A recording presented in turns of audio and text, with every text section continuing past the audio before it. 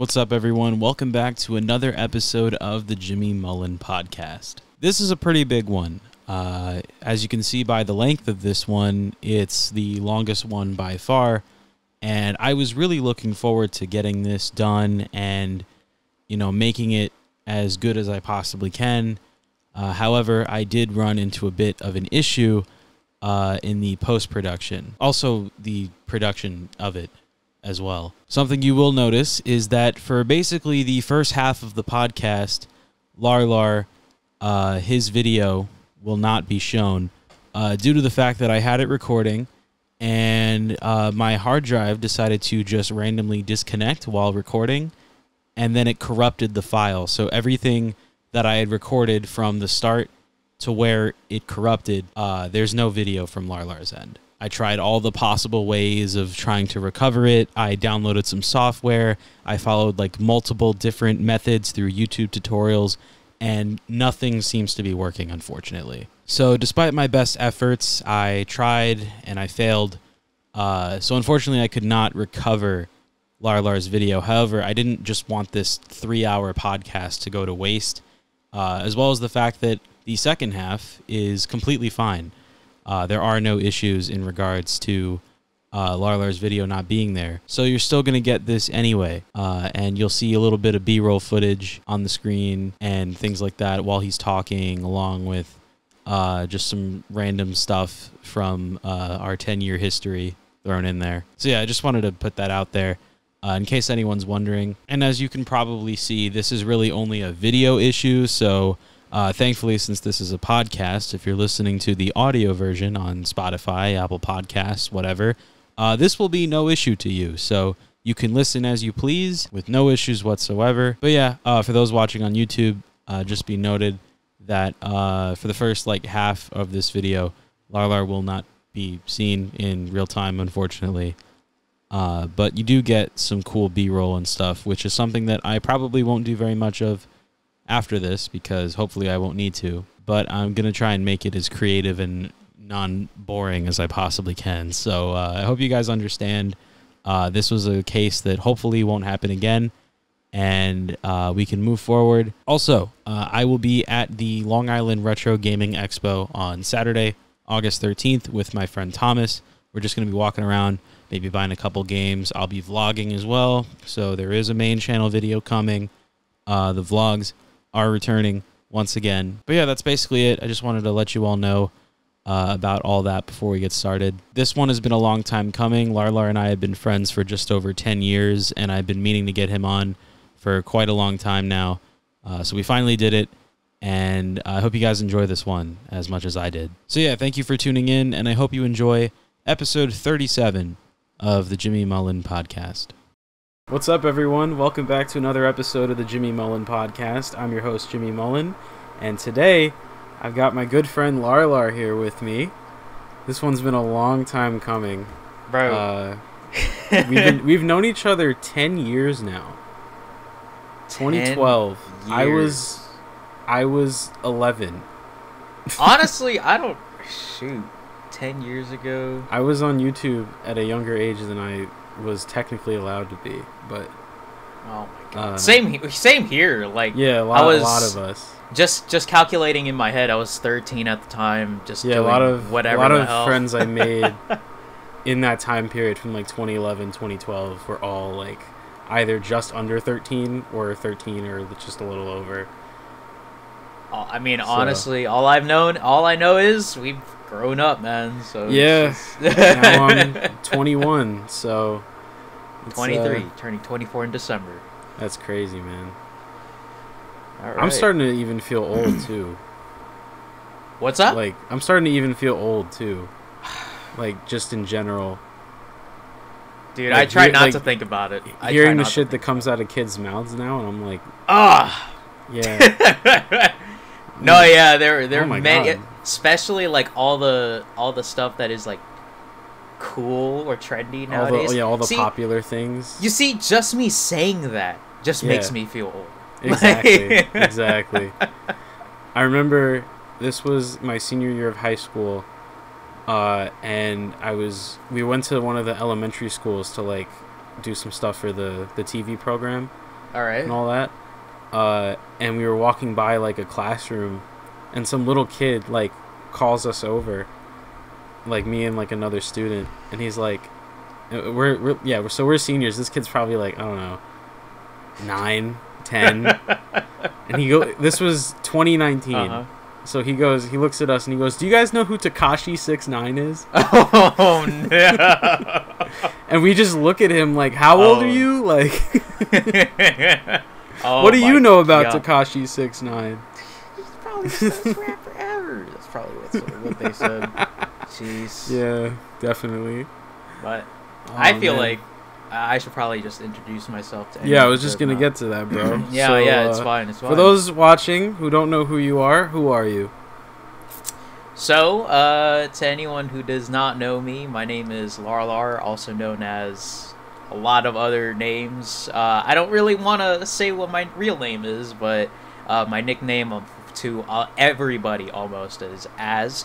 I used to be a content creator on YouTube for 2011 to 2017, so 6 years.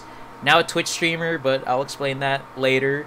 And still on the internet, still on social media. I've been here for a long ass time, so that's basically me. I recently graduated college last May with a computer science degree, and right now I'm working, playing some games, now working out as of recently. So yeah, that's me. That's some good shit right there, man. Yeah. I gotta get it to the gym myself. I'm starting to feel a little lazy.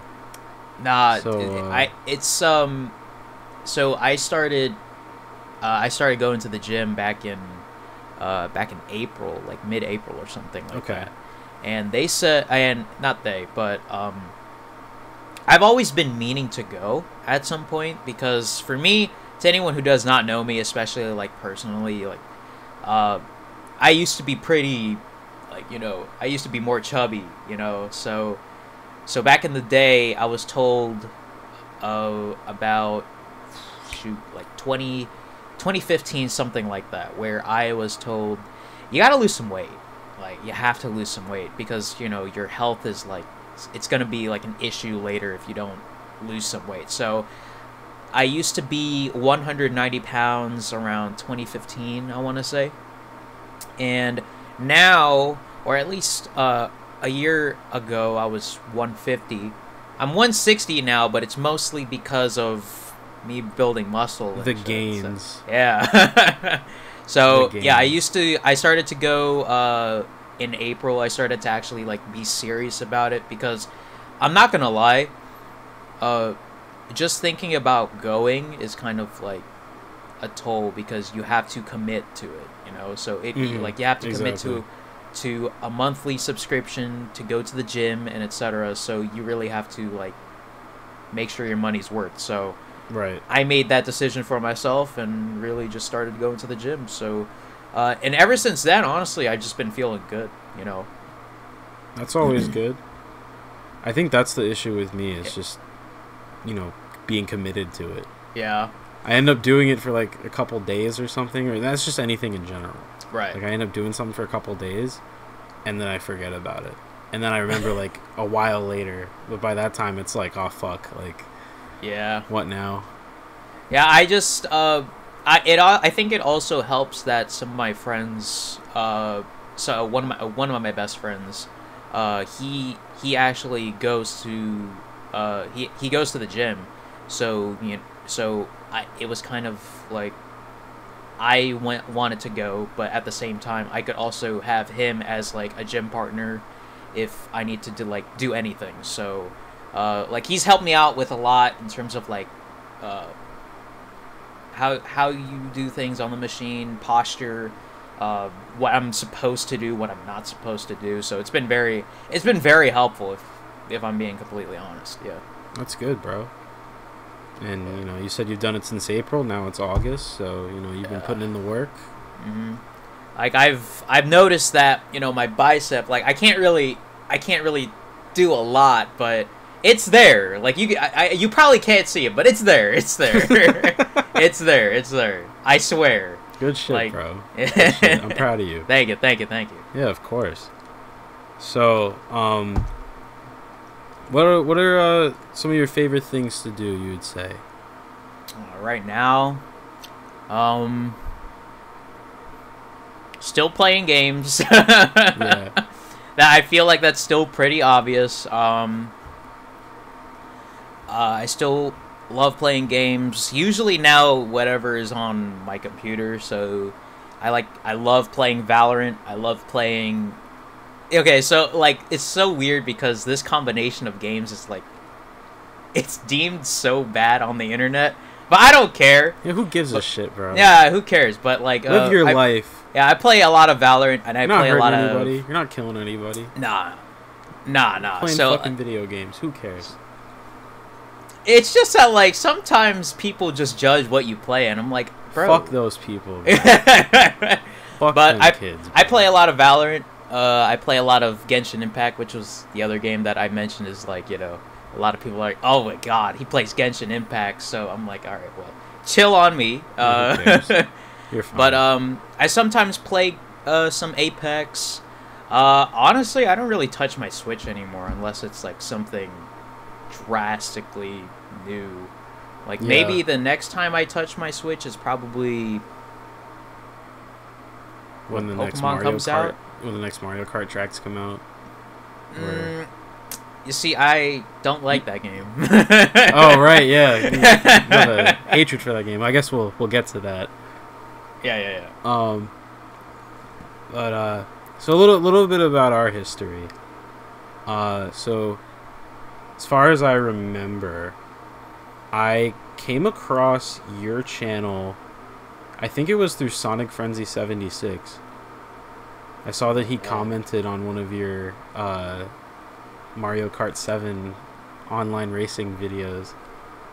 And then I saw it and I was like, oh, this sounds really cool. So I think I sent you a request. I added you on Skype. And then from then on, we started making videos together. Yeah. Yeah, go on. I think the first one I was in was the one you also had Kira the Hedgehog on. Yeah. Mm-hmm. Yeah. I will say this right now, but I don't remember the episode number specifically. But I think it was 24. I had to look it up a couple days ago in preparation for this. Okay. But I'm pretty sure that the video release is, I don't know when this podcast is gonna go live, but today is. But if you don't mind if I say like, no, it's okay. So we are recording this, everybody, on the 5th of August, 2022. I'm 100%, 99% certain that video with Jimmy was uploaded on the 14th of August in 2012. Oh, so wow. It's literally been almost a year, 10 years since that's been released. If it's as far as I'm thinking, like in terms of when this will go up, I think it'll be like 2 days off from that 10-year mark. Might be like, I think it's 2 days before. I think this video should be going up August 12th. Okay. So yeah, but it's still coinciding with the date almost, which is kind of crazy. Oh man, pure coincidence. We did not plan that, but that's really cool. Mm-hmm. But that's actually amazing. But yeah, so like, you know, ever since then you've just been like here and there in a lot of like videos of mine, and I'm like, I mean, then again, I've just had so many people over the years in those videos. For me, it's like, I can't really explain it. I think it's just a matter of like, I get distracted with everything in life, and I like once in a blue moon get like this like urge to just use like Discord or something like that, and then I end up recommunicating with like you and everyone else and all that. I kind of just hop in and out. I've also just gone through so much shit, so it's just like I don't know. Same here. I mean, like we all got our own. Yeah, we all got our own problems. And but what was it? So I met like you and like a good handful of people like through those videos, because I obviously wasn't the only one that responded to your video where you wanted people to join. And it's so weird because I look back at those videos now, like to anyone who does not know. my YouTube channel was mostly about like collaboration almost. Mhm. So I was collaborating with like so many of my friends and some like other content creators as well, just playing games and just having some fun. And that was literally what my channel, that's literally what I just wanted to do with my channel. I just wanted to make sure. Those were like probably the best videos you made, because it was just like, No, thank you. it was just purely based on like situational shit, like playing Mario Kart and yeah. like, in every session of Mario Kart 7, like I still consider Mario Kart 7 to be like, I will go down in my at least history as I think probably one of the people who just kept making Mario Kart 7 online race videos past its prime. Oh right, and, yeah. You know, you were still going for a while. I do remember. Yeah, and it's so weird because because like I said, I had to look up when your first when you first appeared, and so I'm just looking through these videos. I'm like, my God, bro! Like when I was making those videos, it was at a time where I was not supposed to be playing video games. I always had to make sure that my parents weren't home and my video camera was set. You know, to anyone who does not know, my setup was basically my camera is on top of a bunch of books, and then I just put the 3DS like right here. So I'm basically playing like, I don't know, like this. You can't see it, so it's like so like for example, my microphone here, right? Yeah. Let's say this is the camera. The way I play the 3DS is like where my bubble tea is. So it's like this. So it's a weird like posture, but it literally just made it done because I could not afford a capture card, obviously. Yeah, everyone without a 3DS capture card knows the struggle. That shit that shit is no joke. Yeah, I just like I said, looking back at those videos, it's just surreal because those were easily like my best videos on my channel, like easily, because there were many moments that were just so hilarious. Yeah. Just so noteworthy. Sometimes, well, it's not sometimes, but like there would probably be once in a blue moon where I may just look at a couple seconds of the Mario Kart 7 compilation video that I made, and I'm like, holy shit, like damn, this is just fucking gold. Yeah, and I'm also so grateful for those videos too, dude. To anyone who does not know, you just had to be there to understand. Yeah. You just had to be there because I met most of my friends with that video game. That's why I will literally say, like, Mario Kart 7 will go down as like one of my favorite games of all time, mostly because I agree of all those collaborations that I made, and some of them turned into friends that I'm still friends with today. So it's like that's just incredible. That's just incredible. 100%. So well said. I'm so fucking grateful for those videos though, because especially since I shut down my original YouTube channel and I don't have all those videos. they're gone. So to see little, like when I search my old username, your videos pop up. So it's like it's like that little piece of history of like my olden YouTube days. Like and before I was 13 even. Right. And I will say this to everyone now, if you want to go on ahead, well, it's probably going to be cringe as hell nowadays, but if you want to go on ahead and be advised, if you're going to go back and watch those, you know, don't expect like crazy quality.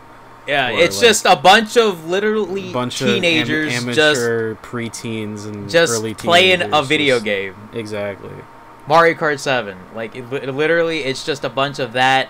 You could just watch a couple seconds of it and just be like, "Oh my god!" But that's literally a piece of my history. Like that's. And I'm honest, and like I said, I'm glad that I did that. I'm really glad that I did that. I'm glad you did too. Thank you. For your sake and like everyone involved. Obviously, I didn't only obviously I didn't really just do Mario Kart 7. Like, I did Mario Kart Wii, I did Splatoon, I did Smash, like, but then again, it always came back to Mario Kart 7. It always came back to Mario Kart 7. Like, despite all these newer games coming out, you stuck with Mario Kart 7 pretty much, like, until you decided to stop making videos. Yeah. Which I guess we could go into that. Yeah. So, the process of the decision you made to not take down, but like to retire from uploading content to your original channel. What was the process behind that? What made you come to the decision to do that? So, so when I retired my channel, it was 2017, like September 2017, I think. Like I said, I had to look this back up.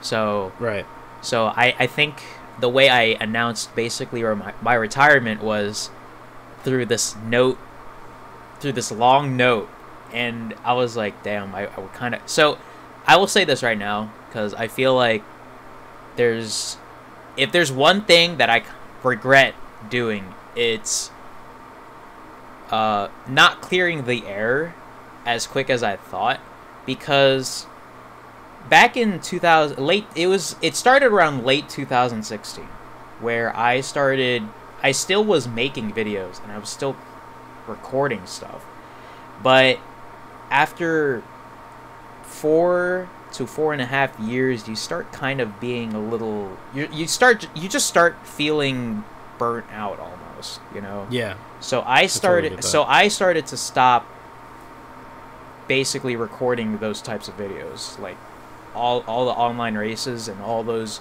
online matches. I just basically started to stop recording it. And so I was like, okay, it was not only just the burnt out part, but at the same time, I felt as though that with 5+ years on my plate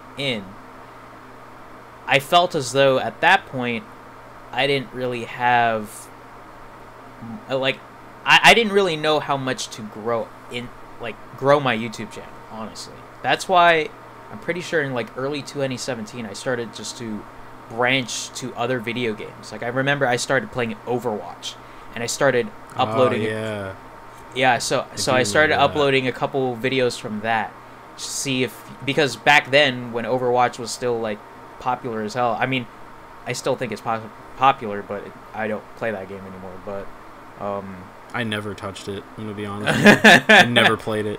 Honestly, nowadays, just keep away from it. Just keep away from it. Yeah. We'll get into that later. Okay. But basically, I just started trying to branch my content out, not just doing online races, but like doing countdown music track videos for whatever reason, because I love music. But at the same time, around there, it was not only the burnt out of online race recordings, trying to like not really having an identity of what my YouTube channel would be like later on.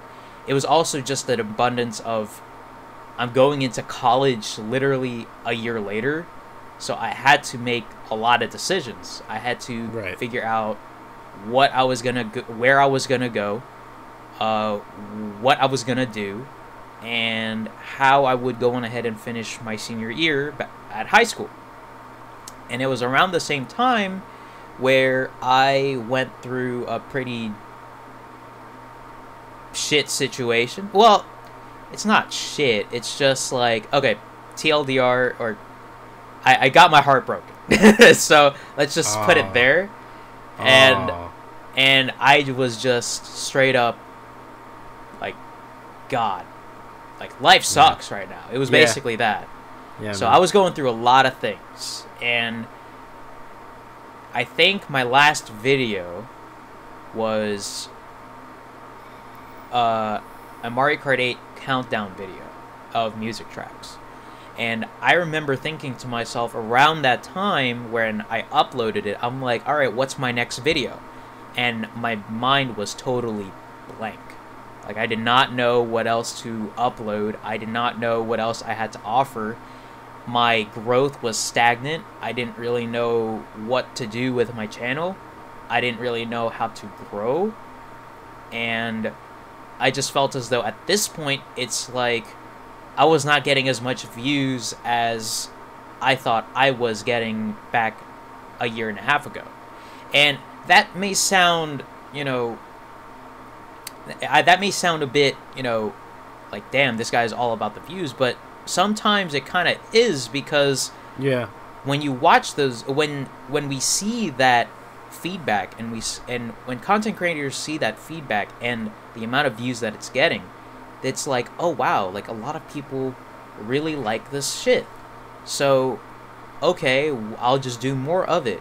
And so viewership started to go down, and it's like, well, at this point, I'm starting to get burnt out on this. What is the point of me really doing these types of videos anymore? Which is why I started to branch out into other stuff, And so after my Mario Kart video, I was pretty silent on how I was going to go about my YouTube channel.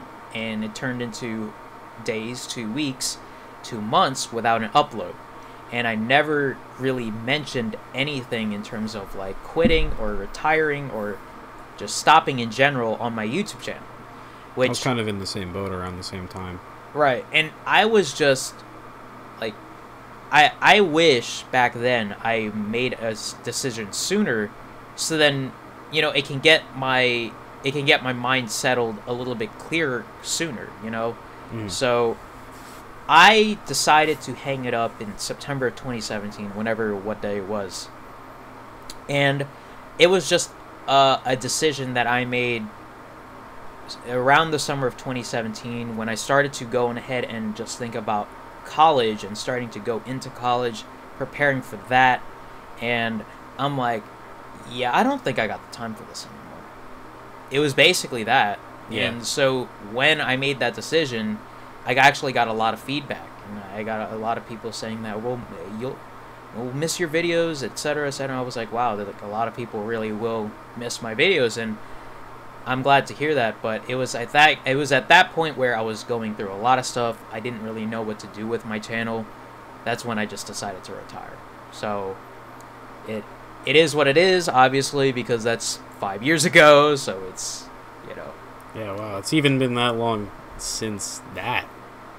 Time is really fucking flying. Yeah, and I, like I said, I just regret not clearing the air sooner, because I easily could have went ahead and just made a video in 2017 saying that I'm done, but I just didn't for some reason. I just did it through a note on Twitter, through a tweet, and I regret that, but it is what it is. So it's just, at the end of the day. Would you say what you're doing now is better? Or is it something like you're more happy with? So streaming, yeah, man. Like, well, the thing is though, because I might as well just go into like my decision to stream. Yeah, I was gonna get into that as well. So I might as well just go into it. So yeah. Water first. Give me a second. It's okay. Stay hydrated, folks. Drink your fucking water. Drink your fucking water.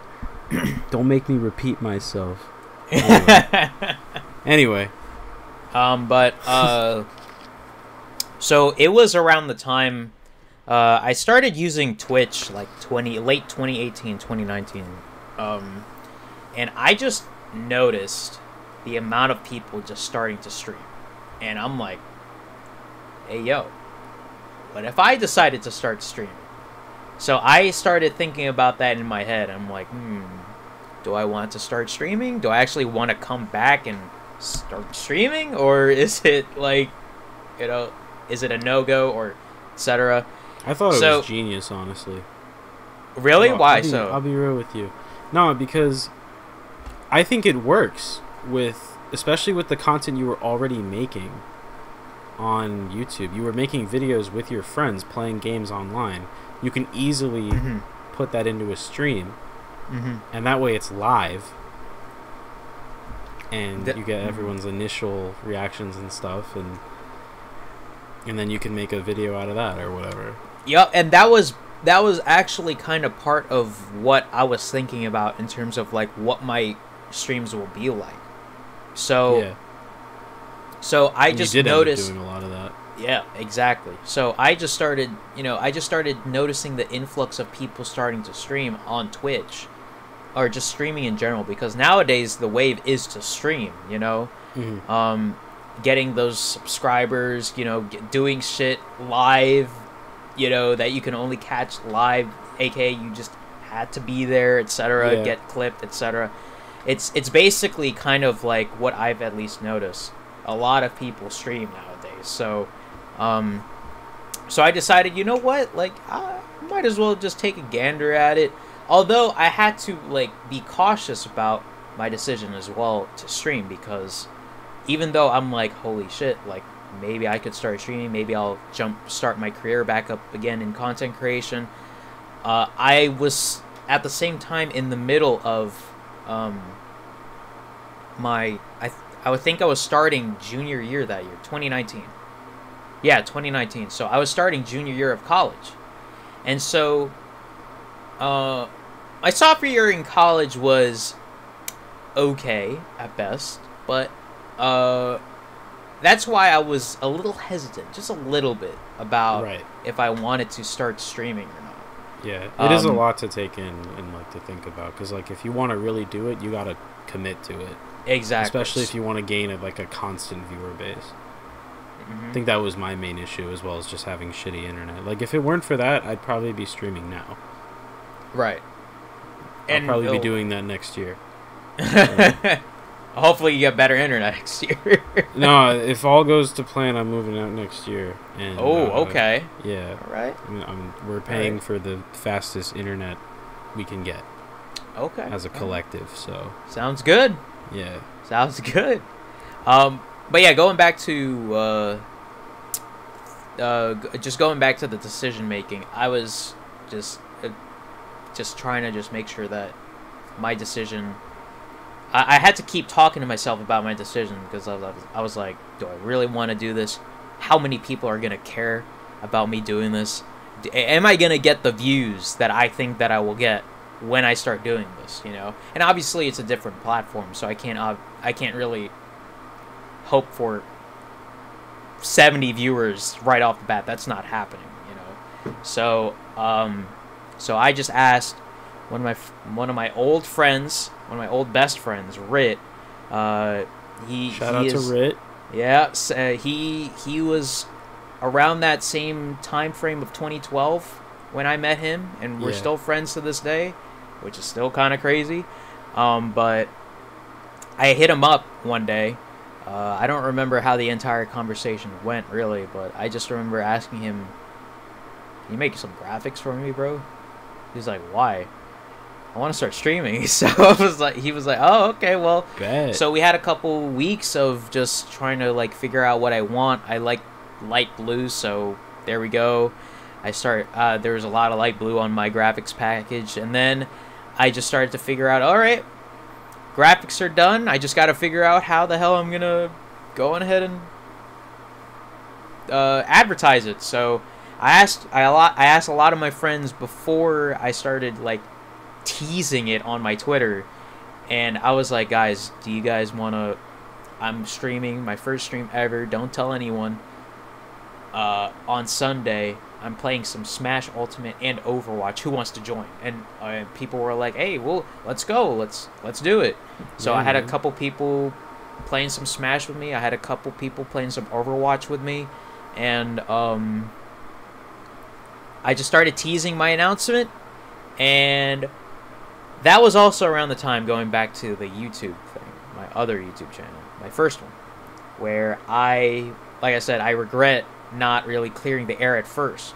So I thought it was right just for me to not only make one video for my new YouTube channel with all like the stream VODs and whatnot, but to also have a second video recorded for the main YouTube channel, officially retiring it, everything, Right. So I did, and I recorded it, and I think it went well. and so ever since then, I started to stream, although this year has been pretty pretty. I haven't really been streaming this year because of work, but yeah, and I've been but I will say this, even though I have not streamed since April, I think, so it's been a long time, I'm not entirely closing the door on content creation. It's just at the moment, just streaming is kind of like the least of my priorities right now. Like, I just need to focus on myself. I need to focus on getting myself fit. I have to focus on trying to advance my career, try to focus on work, and I'm having fun doing that. When I have time to stream, then I'll stream, but I'm not really entirely closing the door on it, even though I haven't streamed in a while. So, well, that's good. He's not quitting. Don't worry. Not yet, at least. Don't worry. It's just, it's at this point where, I will stream because fuck it, why not? I'm not really too serious about it. So if I stream, it's just like a stream, nothing too serious, but streaming is fun though, man. Like, especially during when COVID hit.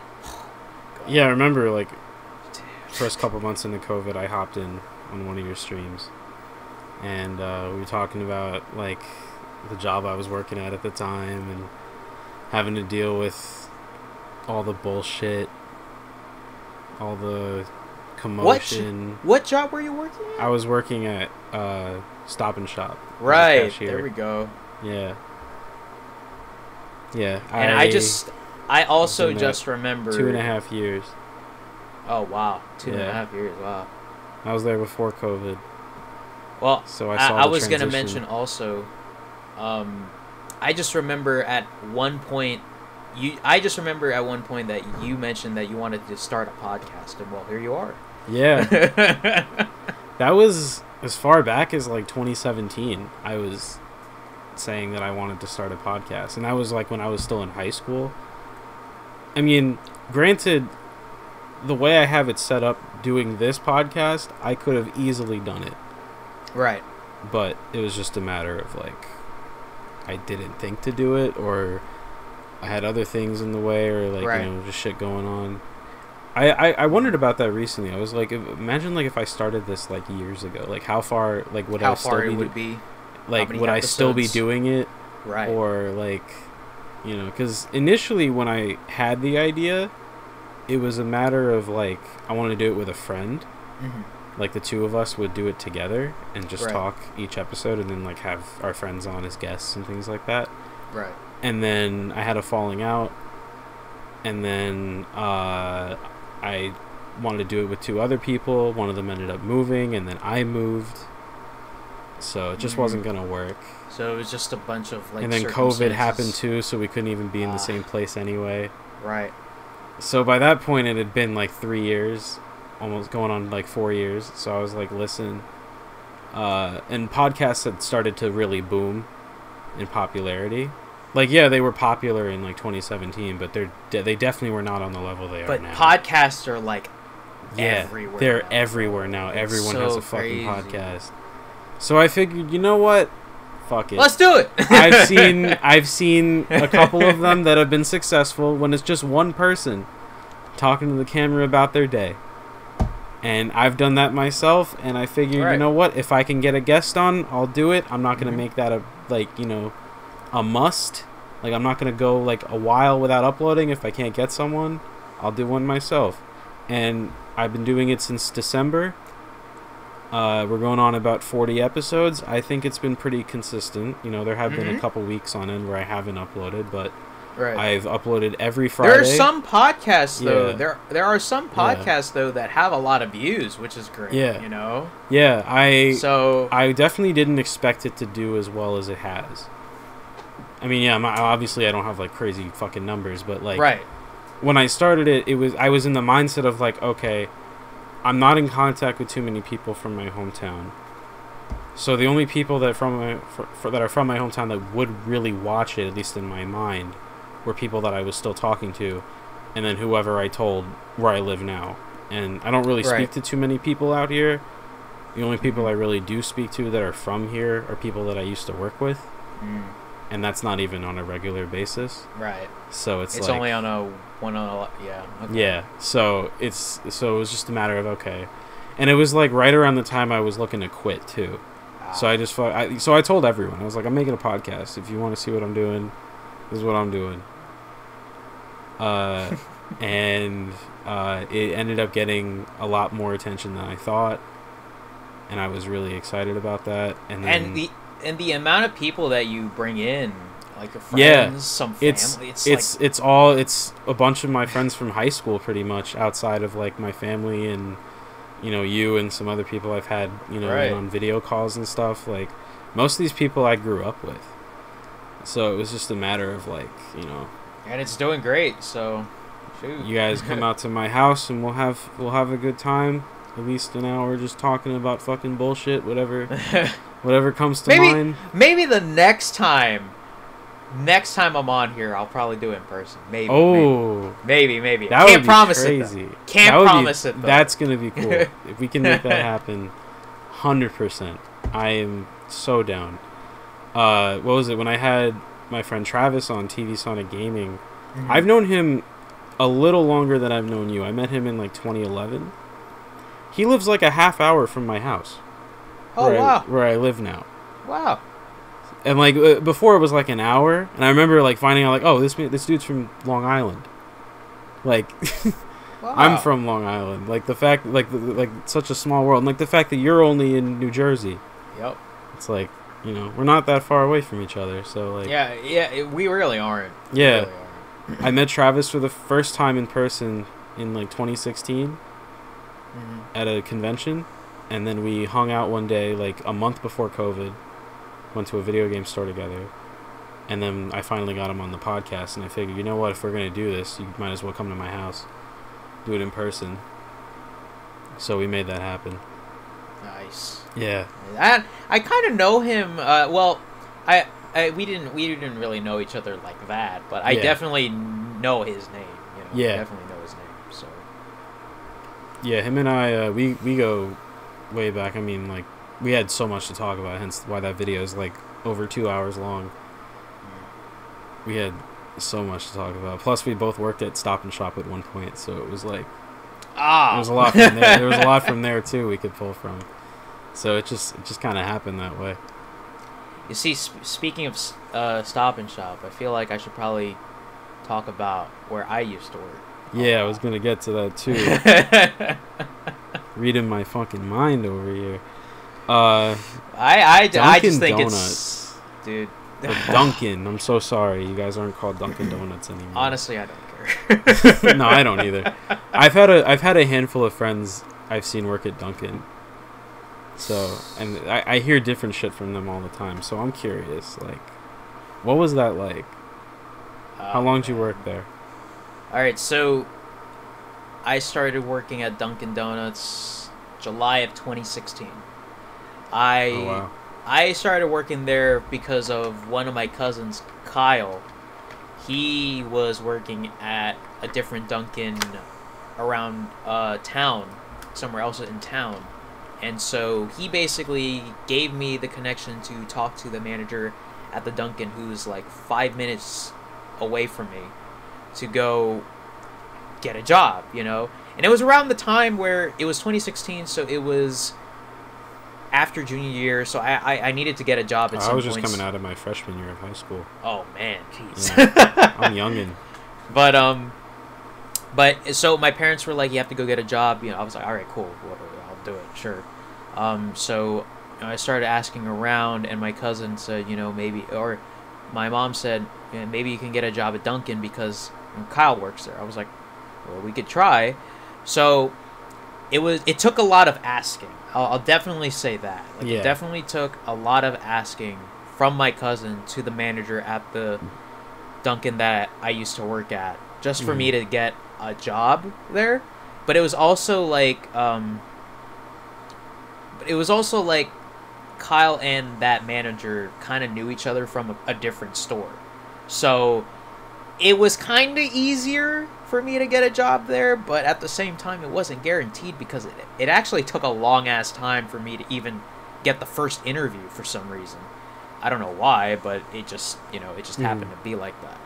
Yeah. So I started July of 2016, and I stopped working there in January 2019. I stopped working there, and then I had like a month in March of 2020, right around when COVID started hitting everywhere. Yeah. So, in terms of like experience and how it was, it's your typical fast food job. Nothing too crazy, really, until you have those customers who are very much over the top, who complain about the most littlest things. Yes. Especially if you're working with coffee. It's dude, like... the amount of complaints that I would have just because it was like one sugar off is just ridiculous. Like, the fact that people can tell, too. Yeah, it was around the time when I was working... I think it was like... I think I was like a month in. And...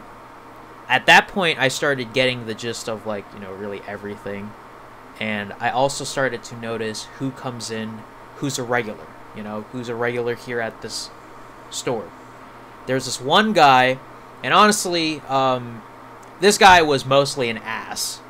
But he started being cool around me in the later years of me working there.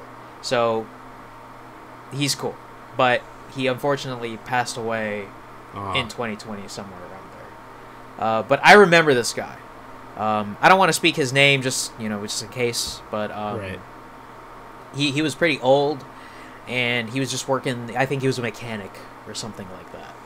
And he was such an asshole to me when I was starting to work there. He was such an asshole. He looked at me sometimes, asking me like, "What the fuck are you doing?" I'm like, chill. And that was around the time when I was like taking pride into my work. Like I was really serious. I mean, obviously it's Dunkin' Donuts. I'm working minimum wage, but like at the time, you can't take it too seriously. But at the time I took it seriously because it was like my first job. Yeah. I remember. We all have that. I remember he just starts like talking shit about me. I go in the back and I start bawling my eyes out. I don't know why, but I just could not handle it. I was kind of like over it, so I just start bawling my eyes out. But years later, like he starts becoming nice to me, and I'm like, that's cool, But I'll never forget him making me cry in the back because I'm like, dude, because I made because I made his coffee wrong, and crazy. And that was around when I first started working, like a month in. That was when it happened. So, damn. Obviously, like. Years go on, and you see a lot of people coming and going, but similar to YouTube, right? I met a lot of people who I still call friends, even though we're all not working there anymore, right? Yeah. I still can consider a lot of people who I worked with there friends. That's good. And we have there's a whole group that I have with some people, and we still like get together once in a while, That's just nice. to like hang out. And even though I first met them at Dunkin' Donuts, it's just still we still decide, yay, man, when do you guys want to hang out at our apartment, etc. It's like so dope. And that's good, man. But there were some people obviously that just not fit to work at Dunkin' Donuts somehow. Yeah. I just remember in 2017, it's so weird because every time I'm with those group of friends, we always for some reason talk about Dunkin' Donuts, dude. Some reason. That's like you guys just naturally have that shit in common. Yeah, exactly. That's how it is with my former coworkers when I see them. We just talk about like, where we work. Yeah, or if they still work there, that's all I'm asking them about. Like, how's this person? Yeah, but how's it's that person. Who exactly. Who else quit? Exactly. Oh my god! Especially after I quit, that was literally my main it definitely source changes. of entertainment. Like you have such a different mindset about the place after you quit that it's like, damn, like as unfortunate as it is, I refuse to go to that Dunkin' Donuts now. I refuse to go I get that. I refuse to go in there because now 2022, you know, I started in 2016 and ever since then everyone who used to work there no longer works there.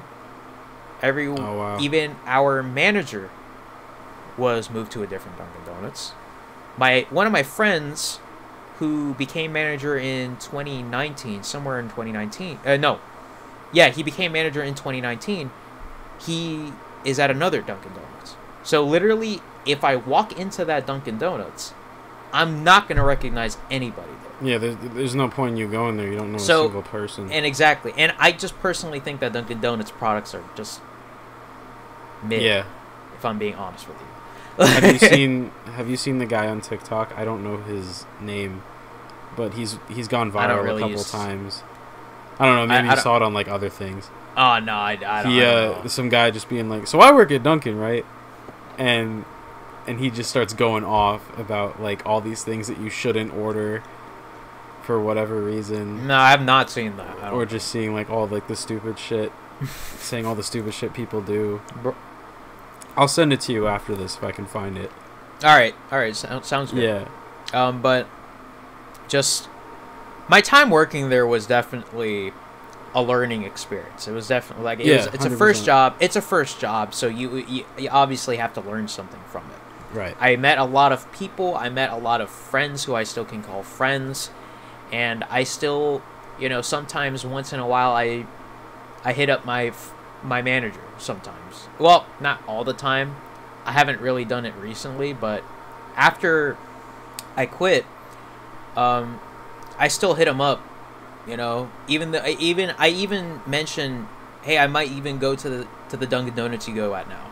You know, that you're the manager at. Like just to see him. Because just to see him, because it's so weird, but those years, 2016, 2017, 2018, those years of that Dunkin' Donuts specifically were the golden years. Yeah. Or the golden years. Literally, our best roster was during those years, if I'm being honest. Mm-hmm. We had a set plan of who would be in the morning, who would be in the afternoon, usually that's me, and who would be at night. No complaints. We would just do our shit, and we would like hang out once in a while and have a holiday party where we would just hang out and just have some fun. And our worker environment was pretty fucking cool, if I'm being honest with you. Like, when shit is serious, it's serious. That's how my manager rolled. Yeah. But when it's not serious, he can just start making a lot of like jokes, and just to make us laugh, or like just a lot of joking in general. Good. And I honestly sometimes kind of miss that, because I used to laugh a lot during that, but when it gets serious, oh man, it gets serious. Like, especially on inspection days, you have to make sure you do this, etc. Blah blah blah. I'm like, yeah. But I want to say probably just like as a ratio, it's probably like 70% not serious, 30% serious. And yeah, as it should. Yeah, but like those, like our roster at that Dunkin' Donuts was incredible, because not really anyone complained. Well, we all complained about like how little we're getting paid, but those days were literally just those days were just so much fun, because sometimes every after every shift we would like go out to eat or something like that. It's so weird. That's crazy, man. That's awesome. All right, so let's see. Anything else I have to talk about other than just praising our roster? Not really anything else other than just like the shit customers, obviously. Like, do you have any like crazy wild stories? You know, like crazy people coming in. There was this one causing a scene. Yeah, so there was this one where it was a Sunday, and Sundays. Unfortunately, the Sundays when I used to work, those were the bane of my existence, because after every shift, after any retail, after every Sunday shift, I just wanted to blow up that entire place. Yeah. it's like for legal reasons that was a joke. Yeah. For legal reasons, that's a joke. But oh my god, the amount of shit that we went through on Sundays. I always wondered. It was probably one of the few minor reasons where I was so pissed off at that job. Was we have people. How come we can't schedule more people on Sundays or hire more people for Sundays? Yep. It's like that with every job now. I do not understand why we are working manager and 3 or 4 other people max on a Sunday morning when usually it's 7 to 8 almost. Yeah. 6, 7 to 8. But it was only 3 or 4 people max on a Sunday morning. Yeah, fuck that. I remember lines going out the door, and it's usually on Sunday. It's usually the Sunday, but especially when the NFL season is around. Oh, you have Jets fans, Giants fans lining up to go get their coffee and go to the stadium. And my God, we could not, like, you know, especially with all the promos of how, like, if the Giants win, you get something off or something like that. I don't know. It was some promotion like that. But basically, Sundays were just the bane of my existence. It was just so much. So this one day, there was a line out the door, and I remember it was me, my manager, and 2 other people working. So it was that. There was one person on sandwich. So there's a coffee station, obviously. You have the cashier station, and then you have the sandwich station, you know? Mm. And I'm on cashier. I'm dealing with these people. Just trying to fucking keep it going, you know? Like, no delays. Hopefully they don't ask any crazy questions about something, and then they'll just go on their day. So, I just have this one guy who's complaining about something. I honestly kind of forgot of what he was complaining about. But my manager was there with me. It doesn't matter. No, yeah. It doesn't fucking matter. Yeah, the customer's it doesn't. Always wrong anyway. Dude, that fucking phrase of "customer is always right" is so shit. It is. People kiss my ass if you think that's extremes. No. You literally, any sort of person who thinks that way, kiss my fucking ass. All right, bitch, why don't you come behind the counter and do it yourself? Well, I don't know how to do that. Oh, you don't? I thought the customer was always right. Exactly. So, anyways, so he was complaining about something, and usually my manager doesn't really take the role of cashier, but this day he was, because it was so busy. Yeah. You know? So I'm just doing my own thing. I finish up with this one customer who's about to go to the pickup station, and I just hear this guy just complaining about something. And so my manager, he's just trying to make sure, like, to calm down the situation or whatnot. And he just starts saying, I think something along the lines of, maybe if you spoke English better, then we would not have a problem. And I'm like, did he gotta love it when they just get racist. Did he really? Yeah. Because to anyone who probably did not get the picture, most of the people who was working there are Filipino. I'm Filipino. And and my manager was Filipino. He's old, but he's Filipino. So he said that. My manager heard that, and he said something. I forgot what he said, but it was something along the lines of, "Well, if only you could stop being a racist." And he fell silent after that. Yeah. After that, he fell silent. Everyone was like, "Oh, don't bite off more than you can chew." I'm like, and so he took, like, my manager took him, rung him up, and he just took his order and left without really saying a word afterwards. And then I think there was one person behind him who said, "That was really unnecessary." I was like, "Yeah, I mean, it's really unneeded for an environment like this." You know, yeah. So I just it's just ignorance. Yeah, exactly. It's my friends have other experiences as well, but I don't remember much of it. But that was definitely one experience I'll never forget, because my manager, who usually is, you know, like I said, he's serious when he's serious. He's more reserved. But when he gets angry, he gets angry, bro. Yeah. He gets angry. So he was angry with this one customer. He literally looked him in the eye, and he basically said, "If you say that again, bye. See what happens."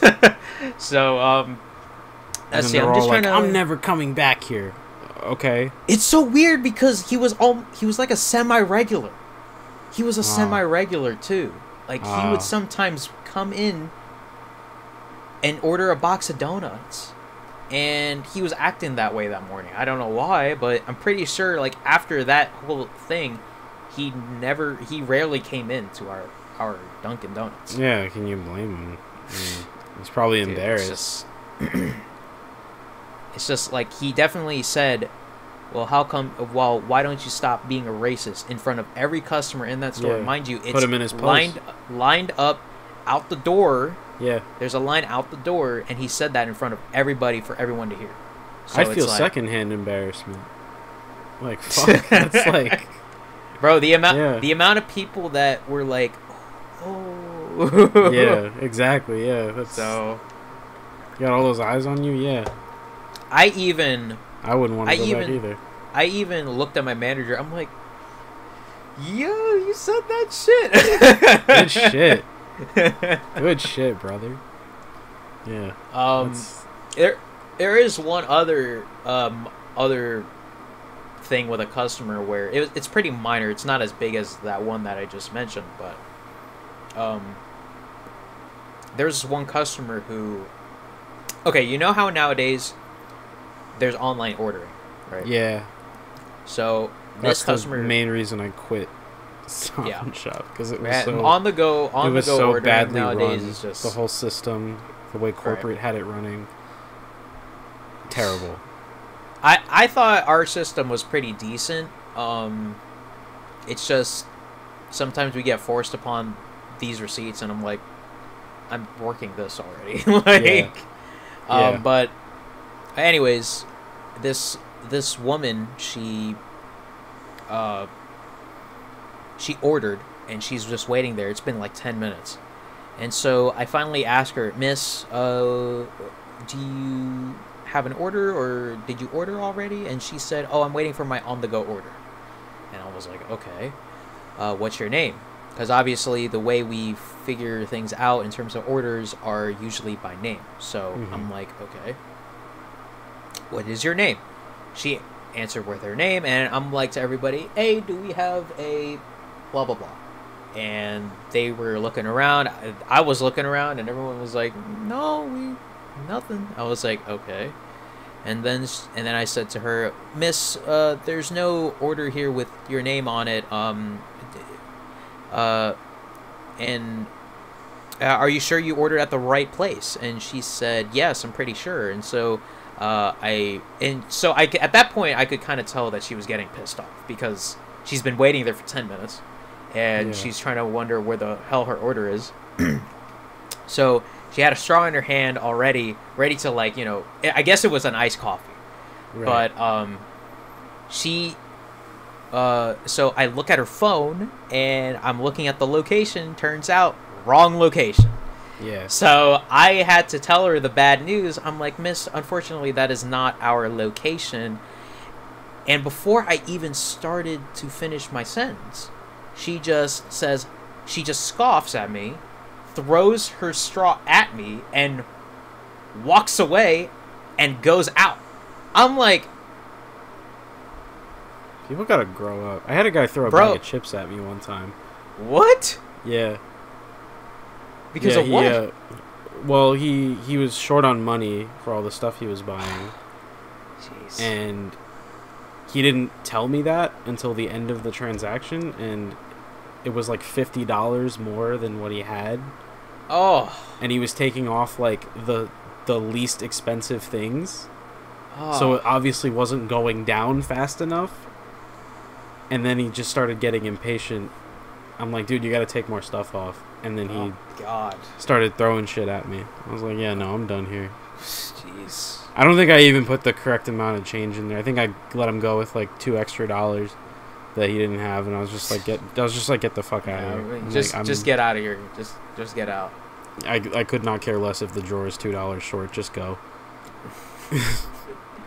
I basically quit Dunkin' in January 2019, mostly because I was just over it. You know? Right. It's the thing is, right? The way I departed, I didn't even say, or no, I didn't even give my 2 weeks in. I just said, I'm gonna go focus on school. I'm not too sure if I'm gonna come back. And so I get that. I guess they just took it as, okay, he's done. You know. Yeah. So I left, and as you said beforehand, it's just after I left, it was just a bunch of who's leaving, what is happening, what's the tea, like what is going on. Yep. Always And the most it's- entertaining oh my parts God. about going back to visit. Who's going out with who? Yeah. All that shit. Bro, Love all it. that shit afterwards is so entertaining, dude. It was so entertaining. Every time There I was- would go back, this person's leaving, this person's leaving, this person just had a baby, so they're gonna be out for a while. This person just left. This person started, then got fired. This person, this and that. Yeah. And there was one where one of my friends was working there. He started working, and he was still working after I left. He just starts. We were talking about how he was going out with this, he wasn't going out with this girl, but we just start teasing him behind the fucking counter. Just be like, oh, I'm like, even when there's a line, it's like, oh my god, like Yeah, who the cares? conversations. They can wait. Yeah, dude, just oh my god, just Customers can it's wait. just so. I don't care. Oh yeah, they can wait. They can. Let wait. me have my fun. They can have. You'll get your $2 damn coffee. They can have their $3 50-cent coffee and just get the hell out of here. That's all it is. Yeah. So, yeah.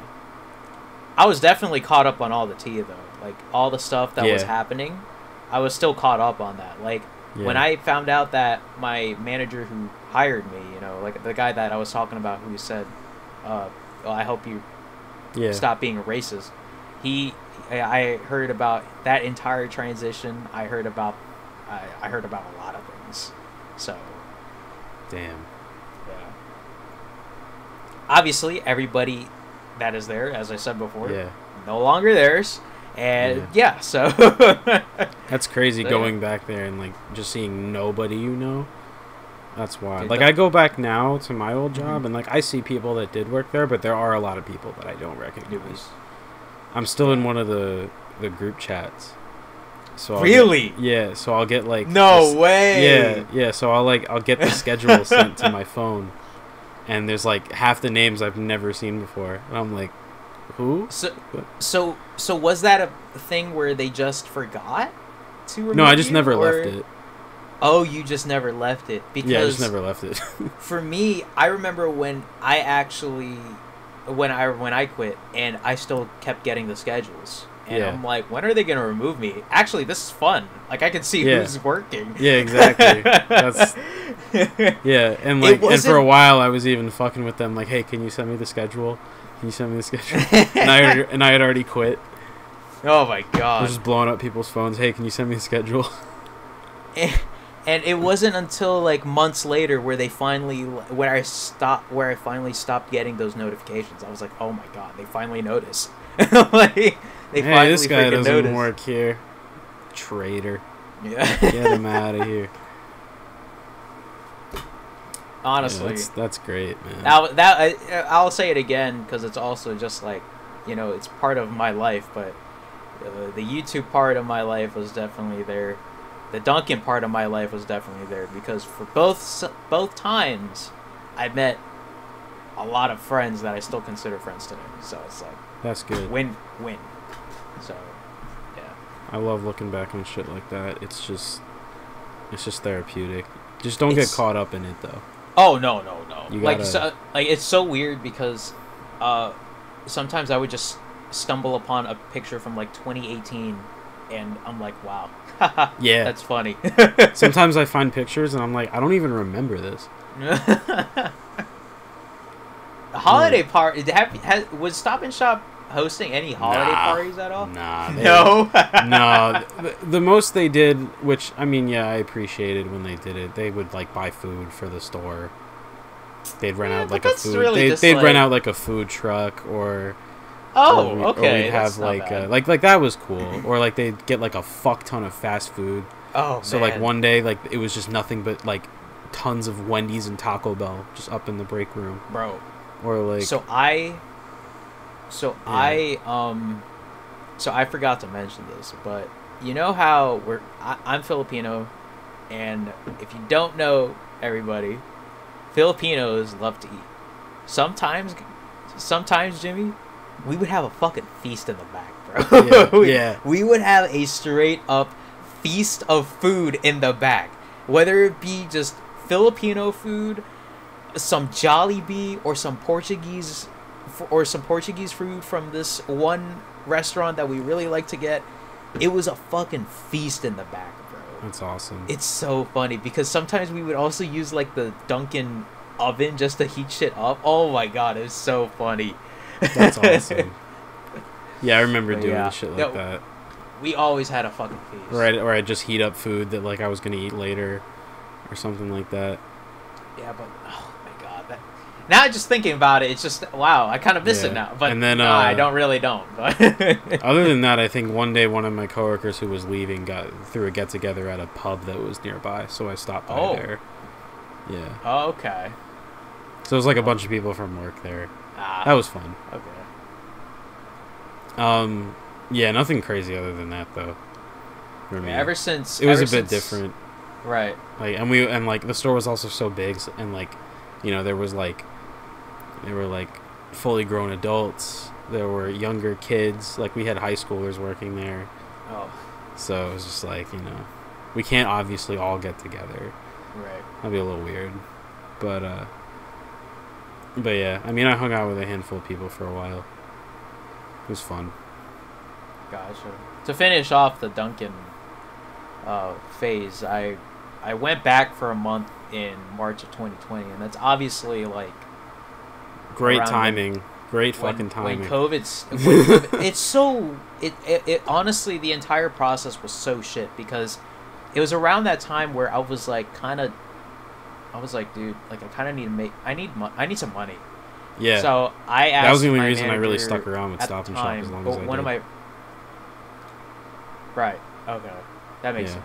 And so my other manager, who is one of my other friends, who's like a little bit older than me, but not as old as my first manager was. He became the next manager at the store. And I remember asking, like, is there a way for me to come back? And he said, yeah. I was like, cool. That took a month just for me to come back. I was like, why? Like, why did it take this long just for me to is so come stupid. back? Especially when I've been there. The problem I think is, like, they would much rather and this goes for practically most establishments, that they would much rather have less people to pay because it's more beneficial for them, but there's also a sacrifice in that it's constantly understaffed. or That's true. yeah. And then at the same time, they're like, oh, nobody wants to work. But I know plenty of people that have, like, applied, but they just either don't hear back or there's just no real change. You know, the big issue with me was, like, I was in the online pickup department, and it was getting to a point where, like, not only were they basically relying on college kids to run the department, and that was, like, summer 2020, and then, like, when all of them left, I got thrown in there because it was like, oh, like, you know, we need someone in there because, you know, we don't have enough people. And, like, I liked it. You know, I was fine doing it. I preferred it a lot of the time over cashiering because it's less interaction with people. Right. That, you know, you're less likely to get pissed off by some stupid customer or something. That's so true. I liked it for a long while, and then, you know, I did it for, like, just over a year. And then it got to a point where, like, they kept raising the amount of orders for every hour. It was like a 1 hour window you could choose to pick up your groceries. And then when COVID started, I think it was like 6 hours in advance you would get the order to start shopping for it. And then they dropped it down to 4 hours. And, like, that was fine for a while, but then when it's like 7 orders an hour, all the orders are huge, and there's only so many people, it gets a little crazy. I was going full 8 hour shifts. Yeah, I was going full 8 hour shifts with no breaks, no food. Oh, yeah.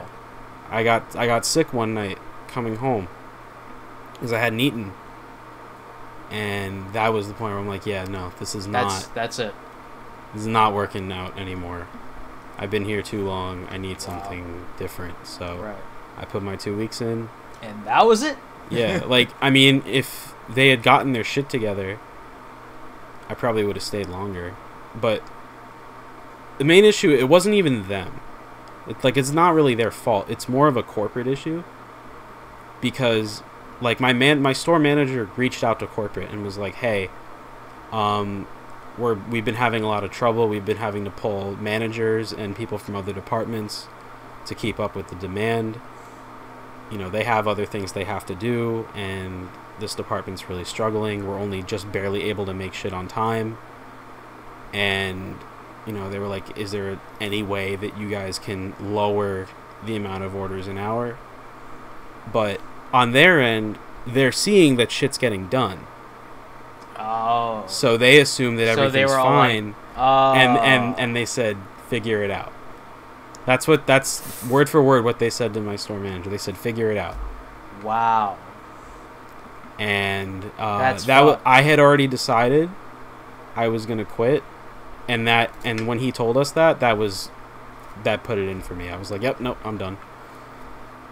If they're not willing to make the change and, like, you know, not prefer the money over the people providing the service, then it's not worth a quarter over minimum wage for me.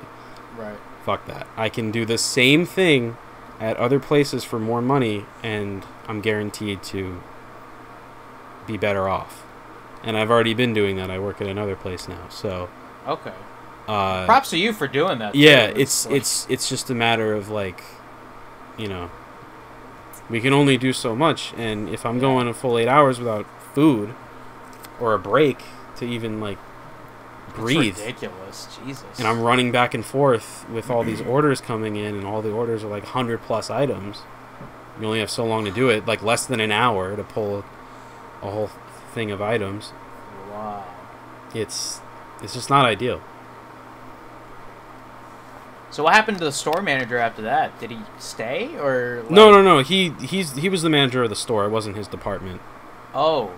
No, but like a good amount of the people are still there. But they've worked in the store for years. So that's just their job. Right. So they can't just quit.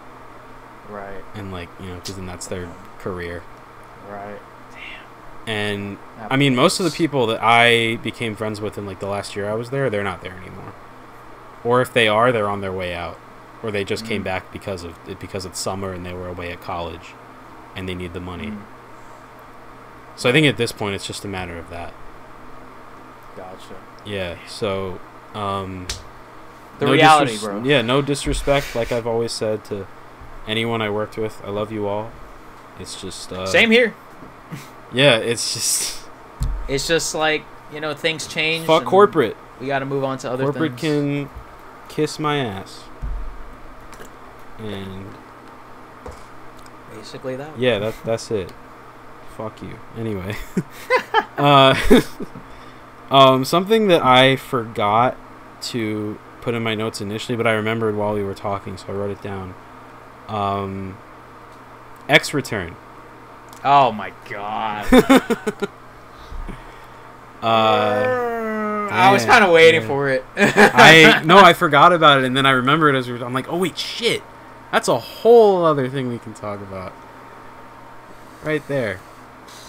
Easy. XReturn is a tournament that Larlar hosted on Twitch back in 2015. So I did it. The first one. I did it twice. I did it in 2015, and then I did it again the year after that. Yeah. So basically, everybody, XReturn was like this whole entire thing where I was gonna run a tournament, and so I don't remember my thought process at all when trying to figure out what to do or how to do it. It's just my main inspiration when trying to do a tournament such as that one was basically that Smash Invitational back in 2014, I think it was. The one from E3. Yes, when Smash. Where Reggie told Hungrybox he was going to kick his ass. Yep. Iconic. And that's one of the most iconic Nintendo E3 moments of all time. Fucking iconic. I watched that shit live. And it was incredible. I remember watching it, and I think that was also just my ticket into getting involved with esports too. Mm-hmm. Like, I did not know back then that there was a whole competitive Smash scene, and that interested me. That was my introduction to it too. Yeah, and like I did not know who Hungrybox was. I did not know who the other people were. I didn't know a single person on that lineup. I did not know anybody, but apparently they were playing this game competitively as a job. I was like, oh wow, that's very interesting. So as I've started to meet more and more people back then in 2014, 2015, that was when I really thought about like, hey, you know, that tournament was so cool. What if I decided to run something like that? Obviously, I can't have it in like an arena because that's too much to do. Yeah. But obviously, my only way to do it was an online tournament. And so I had some of my friends were people who played Smash, not as a job or competitively because we were all basically the same age, but they played it with a level higher than me, you know, like they played it and they were good, but they weren't like too serious about like a job or something like that. Mm. And so I started asking around. I'm pretty sure I started asking around. I'm like, you know, like, would you guys be interested in like in being in this tournament? Like, how do I run it? So I started asking a lot of people if they were interested and if I could get some tips on how to run it. And so I started getting all these feedback, and I was like, all right, let's do it. Fuck it. Here we go. So I remember streaming the first ever XReturn. And I just remember, I'm pretty sure we hit over 50 viewers, I think. Yeah, it was popping. I do remember. I'm not gonna lie, I was not expecting 50 people to watch. It was a long stream too. It was like, okay. So it was like what, 8 hours, right? So one of my other biggest regrets about XReturn 1 is how I decided, for whatever reason, we were going to stream every fucking match. Oh yeah. That was the main remember reason that. Why that stream and went now I'm remembering from the second one wasn't that. Yeah, so I just remember that entire stream being like every match was being streamed, whether it be in the winners bracket. I even streamed every match in the losers bracket. Now I'm gonna keep it a stack. I don't know why I did that, but I'm pretty sure I did it just because I'm like, you know, every person needs to be on stream, you know, like everyone has to get their own, you know, blah blah blah. And so the people who were commentating the matches, they were not even like all of them were my friends, you know. Yeah. But the thing was, most of the matches were either focused on something else, or it was like the basic, oh, and he got him off the ledge, blue, yay, and then that was it. And I'm like, man, like, this is going all right, but this is also going kind of long and not as great as I thought it would be. And I think it was good for what you were able to accomplish, though. That is true. And for a first attempt, I think you pulled it off pretty well, from what I remember. And I'm also really glad that my friends did it, but at the same time, I would have honestly preferred people who knew the game better. Yeah. And it's no offense to my friends. It's just, if we had someone who knew the game better, I feel like maybe the reaction, or anything really, would be much better than how it was. Okay. So, but the thing is, throughout the entire stream, I was having technical issues with my. Oh yeah, I do remember. I just remember that, and so the first XReturn happened, and that was a whole thing. It was a long ass stream, and I just remember plopping into my bed and I'm just sleeping right after that shit. I just remember it, and so I thought to myself, let's do a second one. Obviously, we have to make things better for this one, you know? So a lot of improvements. So the second one, I'm like, okay. No, yeah, absolutely. But the second time around, I'm like, all right, we are not going to be streaming every fucking stream.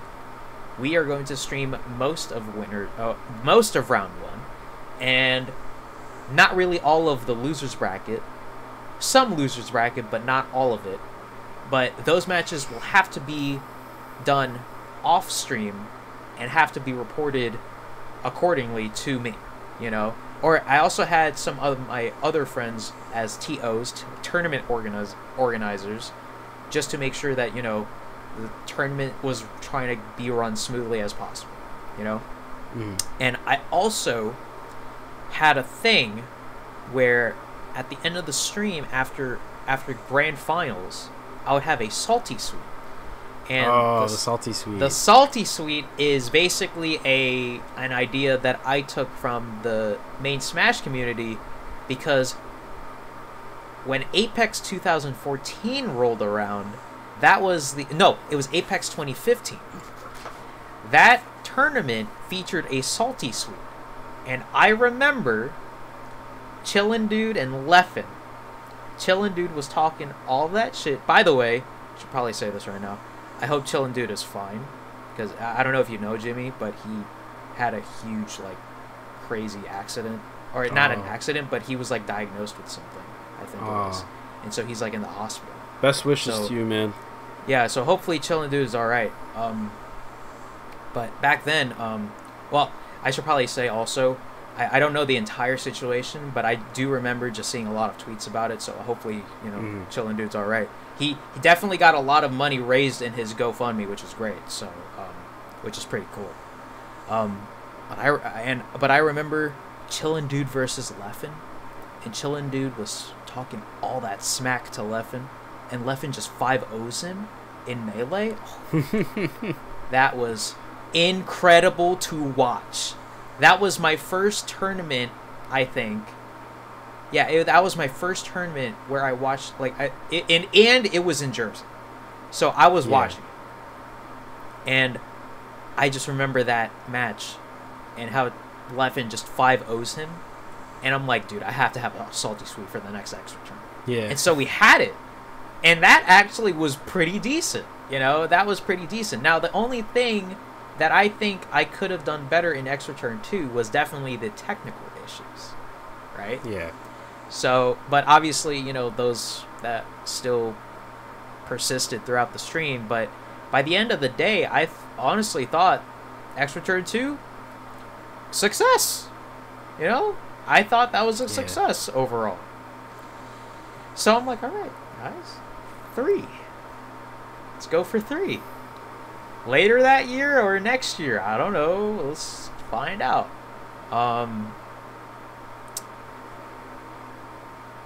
So I remember, I think I was supposed to have it July of 2016. Yes, July of 2016.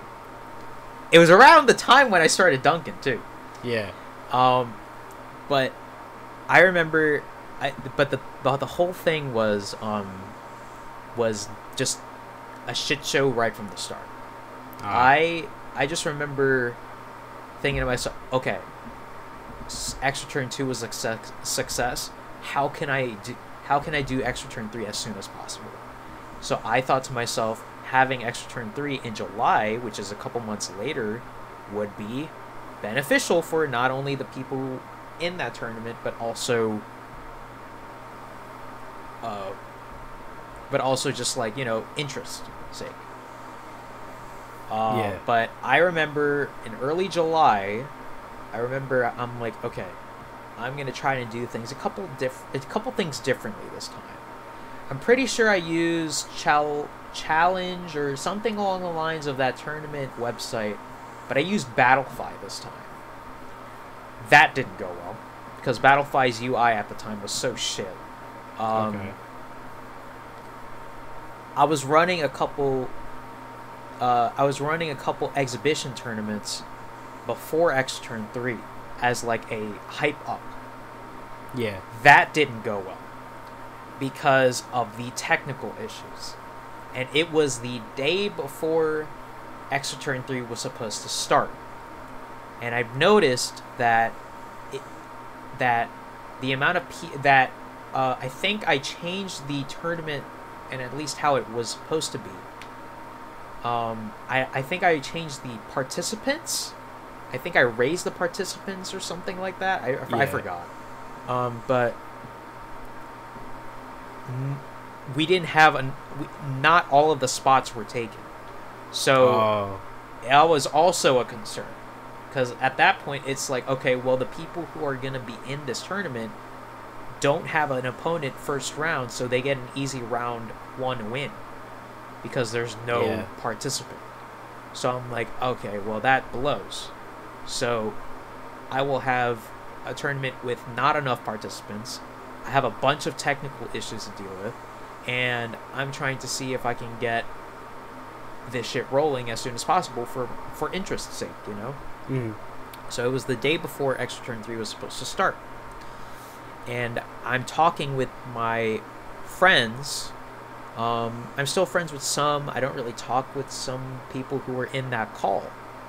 But I remember being in that call, and I was trying to test out what these technical issues would be.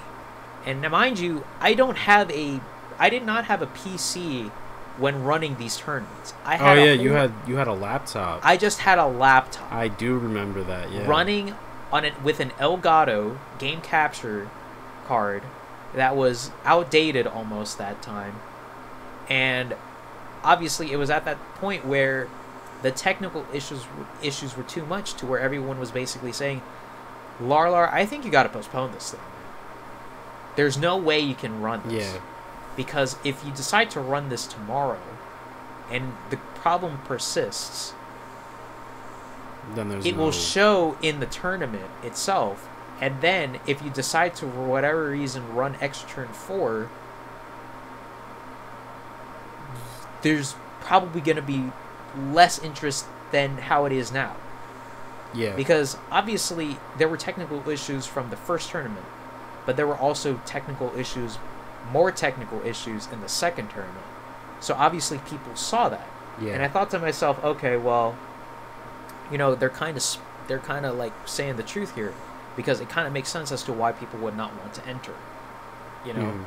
So I thought to myself, okay, well, I really, really don't want to fucking postpone this shit, because it's literally the day before, you know? Yeah. So I just thought to myself, like, This is about to be one of the most. I honestly think this was probably the most difficult decision in my YouTube career. Postponing that tournament. Not even postponing, at this point, canceling that tournament. Yeah. Canceling the tournament right before the day of. I basically canceled it. I remember all that going down. I basically canceled it. I said, sorry, cannot do it. Technical issues, just too much of it. And that was the end of XReturn. You did not hear anything else afterwards. And so, years go by, and obviously a lot of people were, like some of my friends, Chaos especially, shout out to Chaos, but I remember, I think he asked me one time, XReturn 3, come back? And I'm like, would people care enough to enter in a tournament? And at that point, it would be Smash Ultimate, which, I mean, Smash Ultimate is Smash Ultimate, but at the same time, would people really want to be running a tournament? Or wanting to be entering into a tournament like that? Do I even want to? Like, like, main question was, do I really want to do it again? You have to want to do something like that, because that's a lot of commitment. Exactly. And so I just thought to myself, I'll put it in my mind, but the chances of it happening, are just so fucking low. Yeah. So if I decided to run XReturn 3 tomorrow, you know, I obviously would probably have. I would definitely have a better time now, because I mean, I have a custom built PC now. Yeah, I was gonna say, like, you definitely do have the capability. I do to do it now compared to previously. It's just a matter of the time and wanting to do it. Exactly, but at the same time, it's not only me, but it's also like, will other people want to do this? Yeah, you also have to rely on other people too. Exactly. So it's like, I don't feel like planning this shit out anymore. Mm-hmm. And if I'm being honest, like, I don't really see myself making another XReturn now. Like, if you're watching this right now and you're listening, you want to watch those VODs, they're up on YouTube, man. They are literally up on YouTube. There's a couple matches with me, and I'm terrible, but they exist. Bro, I'm telling you right now, some of the people that entered were probably just in it for... I mean, then again, it was just a fun tournament. XReturn 1 was just, like, it was just a whole, you know, bragging rights thing, you know. But basically, I don't see myself running another XReturn, honestly. Like, I think you can put that... I think you can officially shelve it. Unless there's, like, 20 people who want to fucking do it for some reason, like, right now. I don't see myself doing it. Let's reach out to everyone after this after this goes up. Oh, dude, I just, it's just so much time. Yeah, Let's just send the link to this podcast to everyone and just be like, hey, XReturn 3, you down? The revival, the redemption, the comeback. It's just too much of the century. There's too much at this point. I would love to see it happen someday, though. We'll see, man. Like I said, I just don't think. I think personally, there's a very little chance of it happening. Yeah, that's all I'll say. I get that. I just don't think at this point. I do know a lot more people, but that I just don't really think. Mm-hmm. Maybe in 2019, it would have been a better thing. But Smash Ultimate is kind of like not as huge as it was in 2019. So it's like, you know, especially with now the game being done, and it's been done for about a year now. Exactly. So Multiverses XReturn tournament 2v2. Some of my friends, including Brian and Rid, and they're going on with the Multiverses right now. I've been playing it a bit. It's fun. I will say. Yeah, I heard it's pretty fun. You haven't played it yet? Nah, I don't really have any interest right now, to be honest. I've just played been it watching. It's just fun to check it out, honestly. I think just the idea of the fact that the game exists alone is enough for me. LeBron James, bro. Fucking LeBron James, exactly. Like what was it? I saw a lot of the stuff that got data mined, and like LeBron James was like on that list, so I was like, dude, there's no way. Like I wasn't surprised, but just like seeing him in the game alongside these characters, and it's not even like they went with like the Looney Tunes style look they gave him, and like the Looney Tunes animated versions of LeBron, like in those parts of the movie. Like it's a more realistic looking LeBron, but also a mix of cartoony. You get what I'm saying? So it's like he just looks so out of place, and just the fact that you could, like you're literally just playing basketball. Like that's just funny.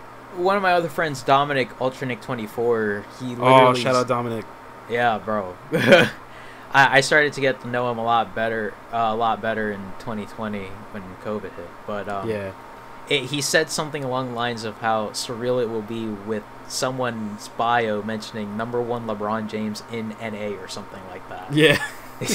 So dumb. It sounds so stupid. No context. People are just like, what? What? Like, no, I play as LeBron James in the Warner Brothers crossover fighting game. Exactly. And I just think that's just crazy. I remember from the second that was announced, I was like, that's awesome. Yeah, I saw it, and I was like, holy shit, that's real. Like, I saw what Nickelodeon All-Star Brawl was doing, and I was like, okay, that's fine. Dude. I feel like that game looks like such a letdown. No, that game is dead. That game is so dead now. I don't care I bought it, I played a couple rounds, and I haven't touched it since. That game is dead.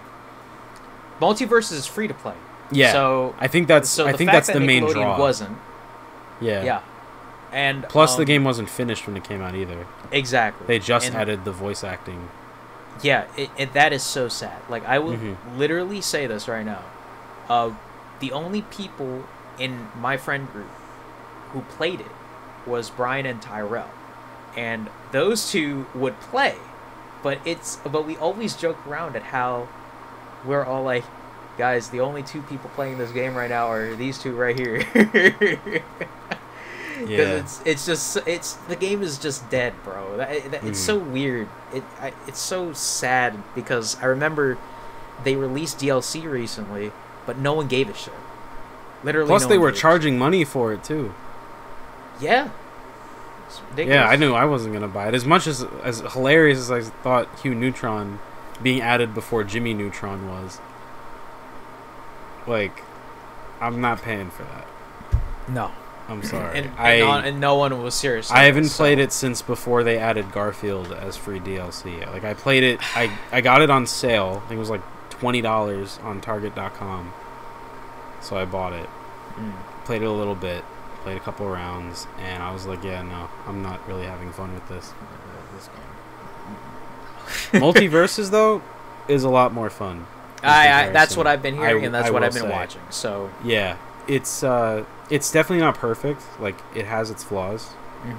I have a couple matches where like my character is like glitching across the map because of lag and shit like that. I heard from Brian that the servers for Multiverses are apparently worse than Super Smash Bros. Brawl. Oh. That's how bad the online is, apparently. I don't know. I have not watched enough. I played Brawl Online here and there, back when it was like Brawl in its Online prime. is terrible. But it's so terrible. Yeah, I do remember having a really bad time most of the time playing that, like, with strangers, because it was just so bad with the frame rate and the lag. Constant, unplayable at times. No, dude. Yeah, it literally just really quick, just the memories of that game. Oh my god, just amazing memories with that game. But anyways, just yeah. What do you think about like these games now, like being what people are talking about instead of like Smash Bros? Or do you think Multiverses will last in regards to like people playing it? Well, I've not personally played it myself, so I can't exactly give like a just from an outside straight perspective. answer. From an outside perspective, I mean, as long as they update the game, they'll be and fine. they fix the issues people have. And they fix the issues, I think they'll be fine. Yeah. Yeah. And, I mean... yeah, I mean, I think it's just a matter of just making sure that the game is not dead. Yeah. You're not charging DLC or like yeah, I don't know. They have microtransactions, but it's the same thing as like Fortnite, where like okay, yeah, but they have like a equivalent to V-Bucks, and it's just plus it's and the battle pass is only cosmetics and right shit like that. Plus it's free to play, so yeah, nowadays free to play is just almost the wave, kind of, but yeah, it's crazy to see how the industry has changed in that aspect. Like there's like when you think about it, there's a lot of things that developers just don't do anymore. Yeah, I think I definitely think the golden age of gaming, is behind us now. Like it definitely is. At least from us growing up. Mm-hmm. Yeah. I mean, there are kids now that think this is like the coolest shit ever, and this is like the only thing that they've had. Dude, but it's like single player gaming is still a thing, but yeah, you'll have a couple AAA titles every year, but yeah, like for example, a lot of like them this just come and go. Yeah, like for this year, Elden Ring was a release, and I honestly want to play that game. I haven't gotten played it either. to it, but I have a couple still need to friends buy that it. are like hooked on it though. I still need to buy it, but I definitely do want to try that out. But aside from Elden Ring, I swear to God, like maybe Returnal on PS5. I don't even know what that is. PS5 title. PS5 title. That's all I have a know. PS5. Never heard of that game. Yeah. I bought it mainly just for streaming services, though. Okay. Yeah, but like that way I have a 4K player. But it's so weird because any time a game is free to play, you already know there's microtransactions. Yeah. And like for me, it's so weird because I haven't really played a game that is like from start to finish, like a single player game, since Persona 4 Gold. Well, no, Persona 5 Royal. Yeah. Persona 5 Royal. Persona. You should. I know. I have such a long list. I don't even play video games like that anymore. But like, gotcha. That's fair. Yeah. It's just like ever since Persona 5 Royal, I have not sat down and played. Well, I played Persona 5 Strikers, which is the sequel to Persona 5 Royal, but I haven't finished it yet. But well, in regards to Persona, I should probably say Persona 4 Golden is on PC. If you ever want to try that out. Yeah. That was my ticket in. What do you think about Persona those games 2. finally coming to Switch? I mean, it was such fucking time. It was a meme though. Yeah, it was like they will never release Persona 5 on the Switch. They gave us Joker and Smash, but the actual game, nah, you gotta buy a PlayStation. I think the initial announcement of Persona being on Xbox was a great sign because. Yeah. Because there was this whole rumbling thing about how like Sony has a partnership with Atlas and how Persona 5 Royal is supposed to be exclusive to Sony for a couple years. But no, they fucking brought not only Royal, but also 4 Golden and 3 Portable over to the other platforms. What it's just like, thank God, because Atlas needs to realize you're sitting on money just waiting for you guys to have. Yeah, exactly. By not releasing, you have to release these games on. Like, not only do you have longtime Persona fans just anxiously waiting for these games to drop on Switch, but you also have people that have gotten to know Joker because of Smash.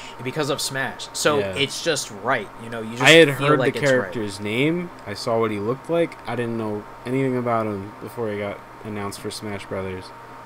But I was still hyped because I know a lot of people were like excited for him, and I was like, "Oh, that's really cool." Now that, and I was just caught off guard. I was like, "Oh, this is a Smash tease at the Game Awards," because the way they presented it too was like when they announced it, when they announced it, I didn't know what Persona was either, but I recognized the character because at the time, my sister had a whole playthrough during that entire summer of 2018 where she played through the entirety of Persona 5. Yeah. And so I obviously like watched her play a couple times, like, you know, just to see what's going on, but I didn't really understand what was going on. Mm-hmm. So when the initial thing of Joker being revealed for Smash the day before Smash Ultimate releases, I'm like, that's crazy. Like, that's huge news. So I ran into my sister's room and she's like, Joker's in Smash. Joker who? Persona 5. What? Yeah. That was basically it. Yeah. That was basically it.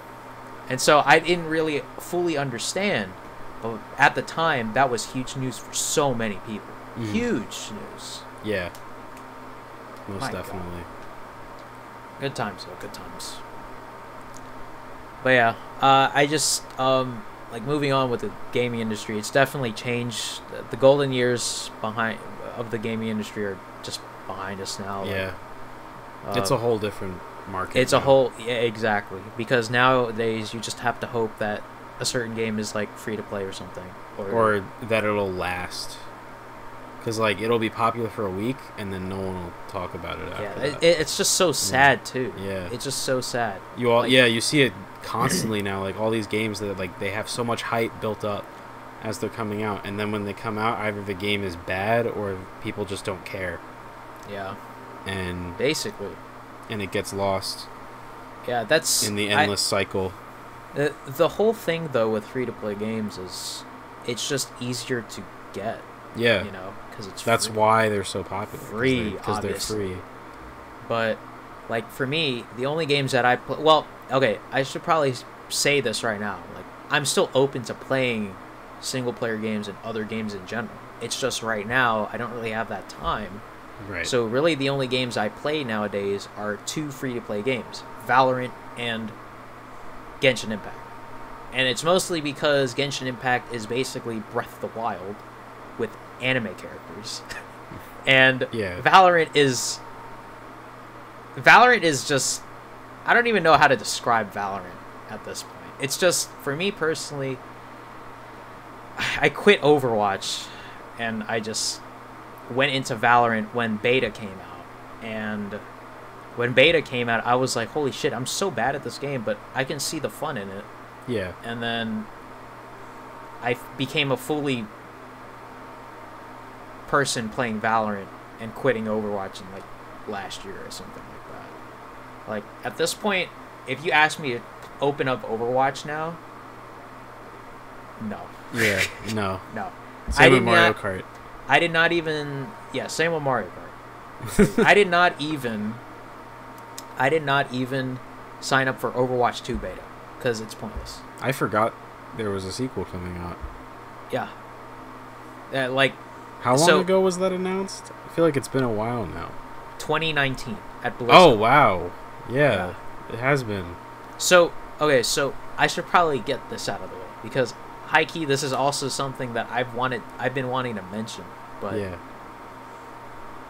The whole reason why I quit Overwatch was at the time when I got into the game, it was around 2017, so the game was still very popular. And I mean, I'm not saying it is not popular nowadays. Like, people are still going to go on ahead and buy Overwatch 2.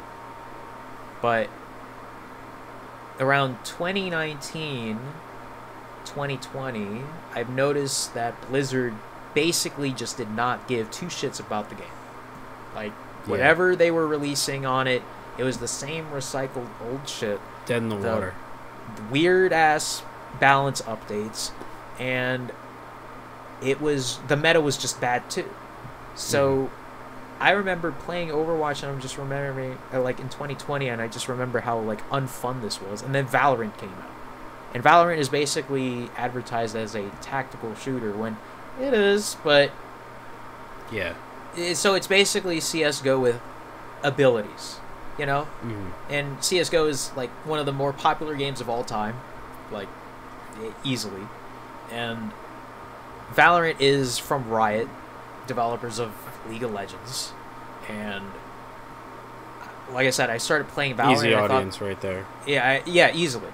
Like, you already have, like, the people who play Riot Games, and you have the audience right there, and then you also have people who, when you advertise it as a tactical shooter, you have people who play CSGO who are interested in the game too.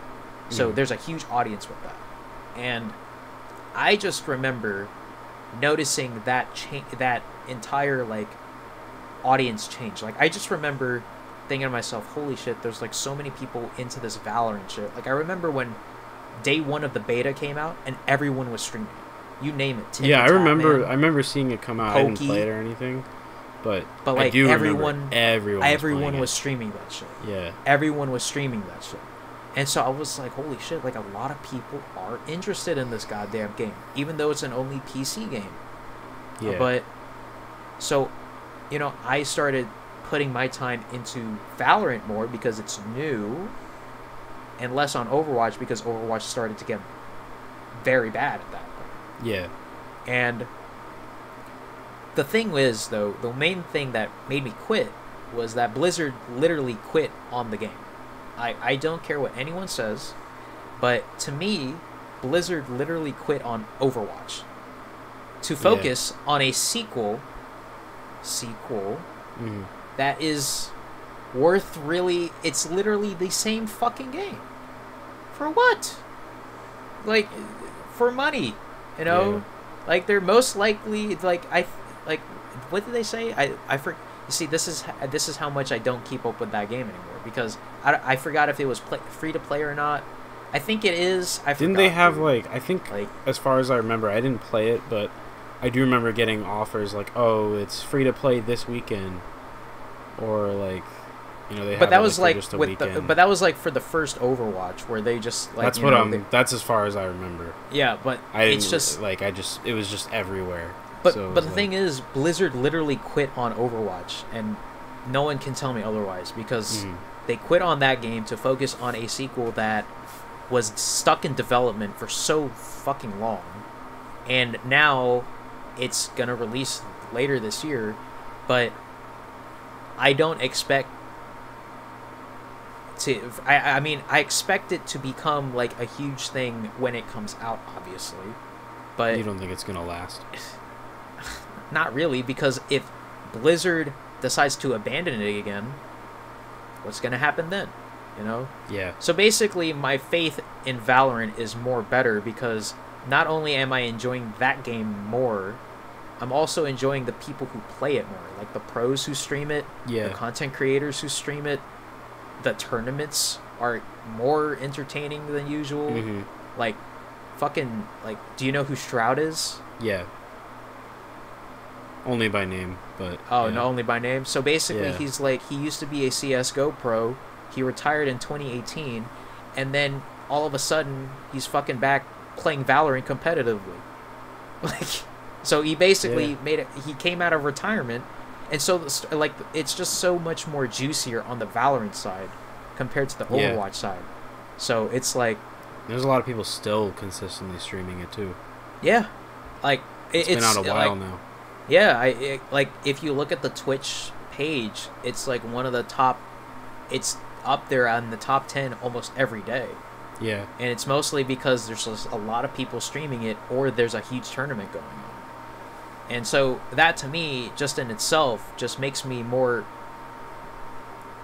I think for me, it just makes me more hopeful in the future for that game, because it seems to me that a lot of people are still interested in playing, and it's still interested in watching the tournaments, and etc. So, like, the game is over 2 years old now, and it's still... And I think it's still... There's still a lot of... like, shit, you know, they're still updating the game, and etc. So it's like, for me personally, the whole thing with Overwatch is Blizzard quit on it, and I don't feel like really supporting Overwatch 2, because they literally quit on Overwatch 1. So what happens if they do it again? You know, so absolutely, that was just my whole spiel about, because I know, like, the way I see a podcast is, it's not only just for me to talk to you because it's been so long. Yeah. It's also like a therapeutic experience, you know? Yeah. So it's like, so that's why I've been meaning to be on this fucking thing. So yeah, I'm glad we're doing it. Yeah. I'm really glad we are. Anyways, enough of that. Let's move on. To we still got a lot to go. Hey, should we do next? Let's see. How about your growing passion for anime and manga? Man. So, dude. I've seen a lot of that recently. So, I don't know if, well, I think everyone can see, but, like, you see that bookcase back there? That's all manga. All of that is manga. I see some figures. Some figures up top there, too. And then I see Rowlet, Kirby. Yeah. A little Twitch icon.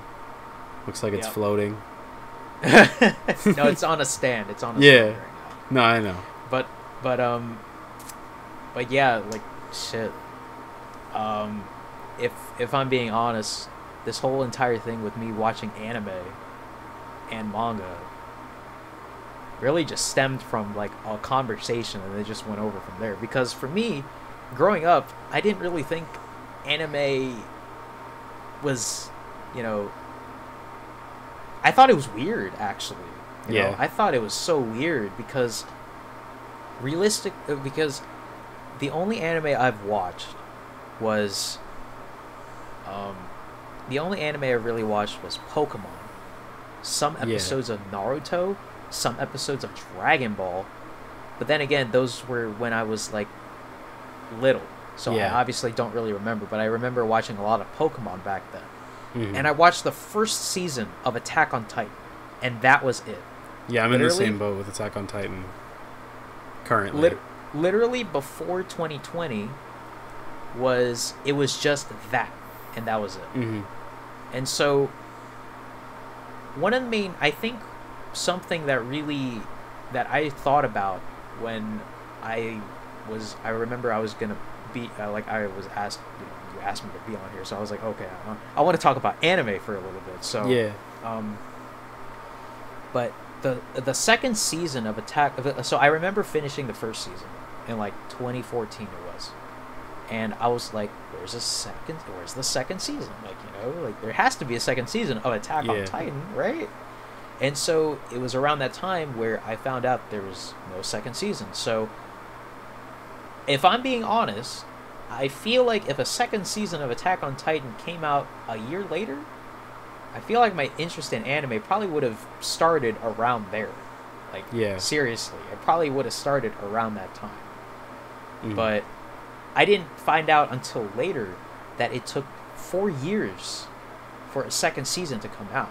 Because the second season came out in 2017, which I did not know about. Yeah.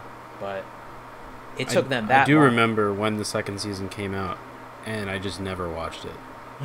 I still haven't. I think for me, at this point, what was it, like 8th grade, I watched the first 2 seasons of Sword Art Online, the first season of Attack on Titan. I watched Death Note, and then in high school, it was basically rewatching those and watching the entirety of Dragon Ball Z on and off throughout high school. Okay. And then in mid-2020, I finally finished it. I then rewatched it start to finish throughout the entirety of the summer with my brother. I got him into it. I bought I was buying the Blu-rays over time for each season, and then I was like, well, I definitely know my brother has a shorter attention span than I do. He's not going to want to sit through all that filler. That's true. So I bought the Dragon Ball Z Kai Blu-rays. So I have both. And that's how I showed it to him. And honestly, that's the way I prefer to watch it now, because it's just like it gets right to the action. The dialogue is a lot better in some places. So he was hooked. And then I had seen a handful of episodes of Super when it was initially airing on Toonami as it was coming out. But I stopped at some point because I hadn't finished Dragon Ball Z. and I didn't want to get ahead of myself with all the shit that happens after like the Majin Buu saga, because I hadn't seen any of that at the time. So then I finally watched the rest of Dragon Ball Super. It was like the very end of 2020 that I watched, that I finished it. And since then, it hasn't been too much.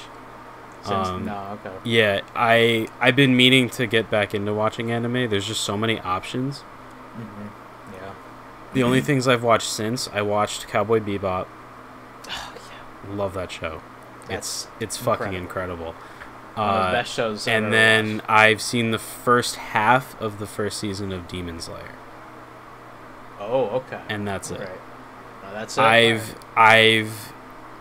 I saw one episode of Naruto one time when I was younger. That's as far as I've gone with Naruto. Oh man. One Piece I have not touched. My friends keep begging me to watch One Piece.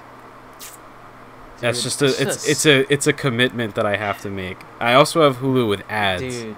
So I'm not trying to sit through ads while watching a 1,000 plus episode series.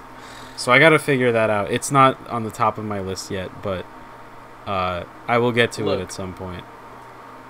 Look, One Piece I know is like one of the most popular Japanese series of all time, but I don't know if you can get me to watch 1,000 episodes or read over 900 chapters of that fucking series. I don't read it's manga, not, no so offense. For me, it's just watching anime. Oh, okay. Yeah. So it's just no offense to literally the creator and the fans, but literally you're asking me to fucking start a series that has 1,000 episodes. Yeah. I don't really have the time for that. Yeah.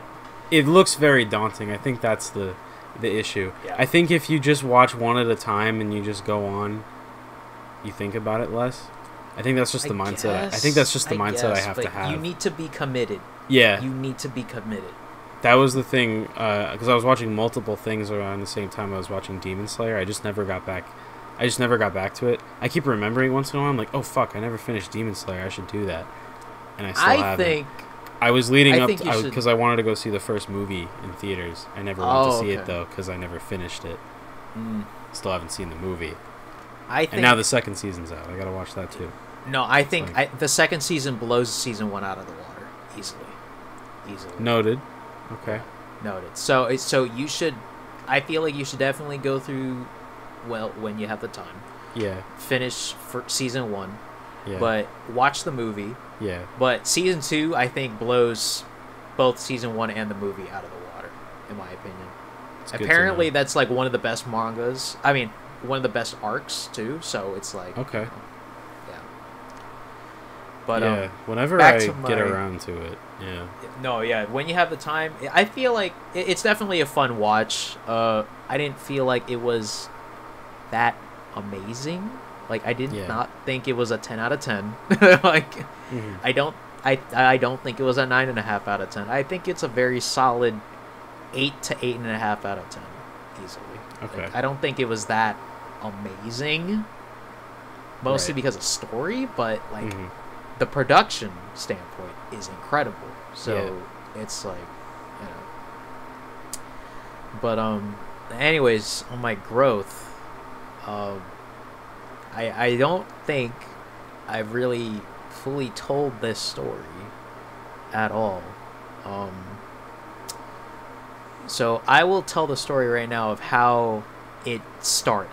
I'll just tell the story of how it all started. So obviously, COVID hit, and 2020 is, yes, it is what it is. And I remember I was just sitting in call with a couple of my friends, and so I don't know how the subject of anime got in there, but it did. And so they were just bouncing around some titles that we could probably watch. And I was like, I don't know, guys. Like, I'm not too sure. Like, I'm not really into that shit. And like, just watch it, man. Like, it's fine. So I'm like, all right, fuck it, man. Let's go. What are we watching? And I hate to say what this title is because I feel like it's pretty embarrassing. I'm not gonna lie. But the show that we first watched, and I will never ever forget this shit. It's this anime called Domestic Girlfriend. Have you ever heard of this show? No. No. Okay. So I'm going to give you a quick rundown of what episode 1 is, okay? Okay. And then you're going to be like, hold on a second. We might have something here. Okay. So, Let's see. Okay, so episode 1... What do you got for me? So, okay, I should probably also just say Japan culture is different than the U.S., you know? I should probably say this. In good ways and bad ways. In good ways and bad ways, but in this part, I'll just say it right now, in a bad way. So the first episode, we get introduced to the main character, the main male character. His name was, I forgot what his name was, to be honest. It will probably come to me later. Okay. But we get introduced. It's set in high school, so this guy, he's like a writer, or he likes to write books or whatever. And so we get introduced to him, and we meet our other our first other female character, and she is she's the teacher. She's like one of the teachers at the school. And this guy has such a huge crush on this teacher. This guy has such a huge crush on this teacher. And so you know, he's all like, nothing's gonna happen because, you know, it's student and teacher, that'd be weird, etc., you know. Yeah. So he goes out with some of his other friends to this mixer. And if you don't know what a mixer is, to anyone who's watching, basically what a mixer is that it's basically like you go out with friends, or at this point you go out with some friends but also some strangers to go out to eat or to drink, you know. But they're like students, so they're high schoolers, so they can't like drink alcohol. Yeah. So they were there just with some sodas and, you know, some food. Some friends, some strangers, and this male guy, he basically was just not feeling it. But he saw this other girl, out of the corner of his eye, who is in with this mixer, you know, and it seemed like she was kind of like not into it as well. So I forgot how the episode went after that specifically, but I'm pretty sure they went over to the soda machine to go get some sodas, and they basically said to each other, like, you know, are you really feeling this shit? Like, no, not really. Yeah. And so I think I forgot who gave the question, but I think it was the girl who said, do you just want to leave? Do you just want to go? And so they both left. And so they go to this girl's apartment, and there's really no one else in there other than just the girl. You know, I guess the girl is just living there by herself. So it's literally just this girl and our male character, the main MC. Yeah. And they go into her room, and you want to know what she asked? Was she trying to smash? And I forgot how the question specifically went, but she literally asked him, do you want to have sex with me? Yeah. And so I'm like, holy fuck, like, what is happening here? Okay, so he's like, I don't know if I should, but it's a one-time opportunity to lose my virginity. I still like my teacher, though. Can't do that. So he's just like. So he was like very, teacher, you know. But now this girl's in front of him. He doesn't know what to do. Yeah. So he's like, fuck. All right. Well, I like my teacher, but this girl's asking me to. All right, I'll do it. So they. What were the odds he was gonna get with the teacher, though? I don't know, man. Like, I'm not gonna. You might say as well anyway. take the opportunity if he's given it. So they fuck, you know. So they fuck, And it was like the scene afterwards. It was so weird because it was like awkward as shit. Like I'm like, my God, this is like what is happening? Like I remember my reaction to this was just, what is happening? Like what is going on here? So the male character, his name is Natsuo. There we go. Oh, I should probably say that the girl's name, the one who he smashed, her name is Rui, and the teacher's name is Hina. There we go. Okay. And so Natsuo is like to his friend, yo, I just lost my virginity. He was like, what? Fucking, like how? Like who? Etc. Asking all these questions. And so episode goes on, and I forgot what happens after that. But we meet the Natsuo's father, and we find out then that it's only him and his dad living together because his mom passed away. Okay. And so he is like, he's kind of like depressed about the entire thing, like how his mom passed away somehow when he was young. Yeah. But his dad is coming into his room like, hey, I'm gonna remarry. I met someone. And I'm like, and he's like, wait, what? This is going so fast. Oh yeah, we're moving with each other tomorrow. I'm like, oh, whoa, like this is weird. Like so literally, Natsuo just got the news that one, they're gonna move tomorrow, like a couple days from now, and two, that his father wants to remarry. And I think there was a scene where he was like, are you okay with me remarrying someone? He was like, well, you can do whatever you want, just as long as you're happy, etc. Blah blah blah. And I was like, all right. So he's all like, okay, well, we're actually gonna meet the others right now. You're gonna meet who your family's gonna be. I'm like, wait, this is going so quick. This is so quick. Was the girl ring the doorbell? The family member. And then you see the soon-to-be girlfriend of the father, right? Yeah. But guess who he sees? The girl that next. he just hooked up with. The girl that he just hooked up with? Yeah. And the teacher. Bro. So that's when. So when episode 1 ended, that was the first episode. So when we watched episode 1, Jimmy, I'm not gonna lie to you, bro. I was like, we have to keep watching. We have to keep watching. I'm too invested now. I gotta see how this ends. We have to keep watching. And so we kept watching for like 3 more episodes after that, and then after that, it's just rest is history. I get a lot of recommendations of what I should watch, and then the rest is history, dude. What else have you watched? Dude, so many shit. Too much shit at this point.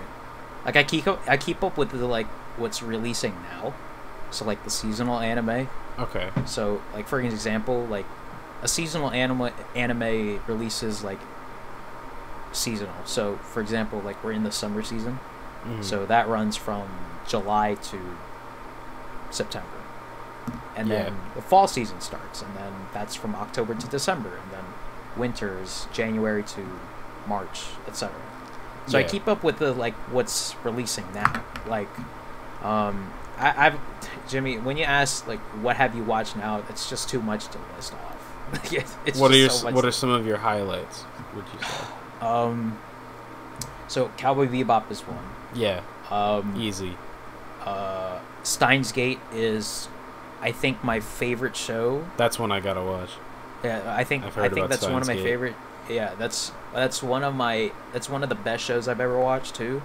I think my favorite show is this school rom-com called Oregairu.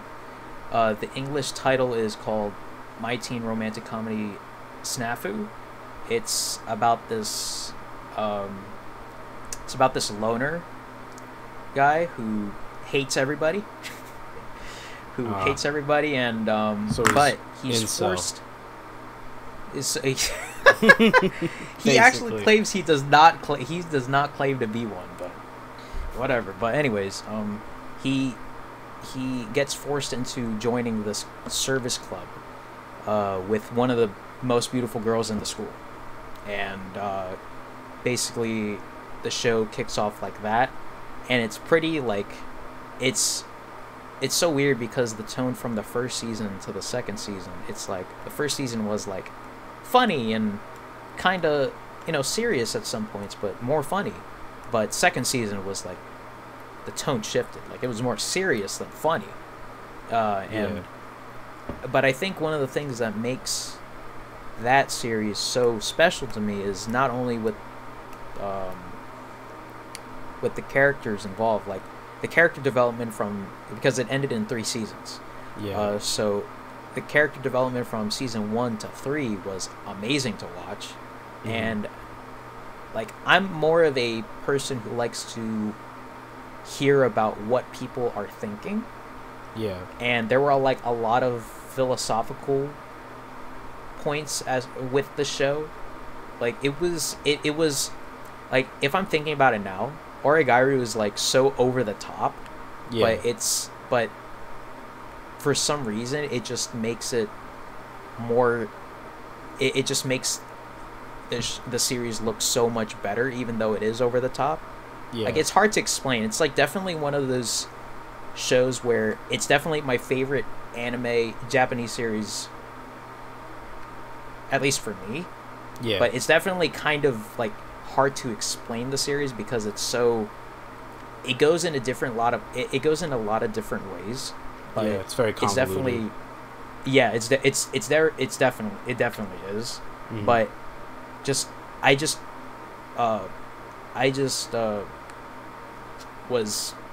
just related with the characters so much.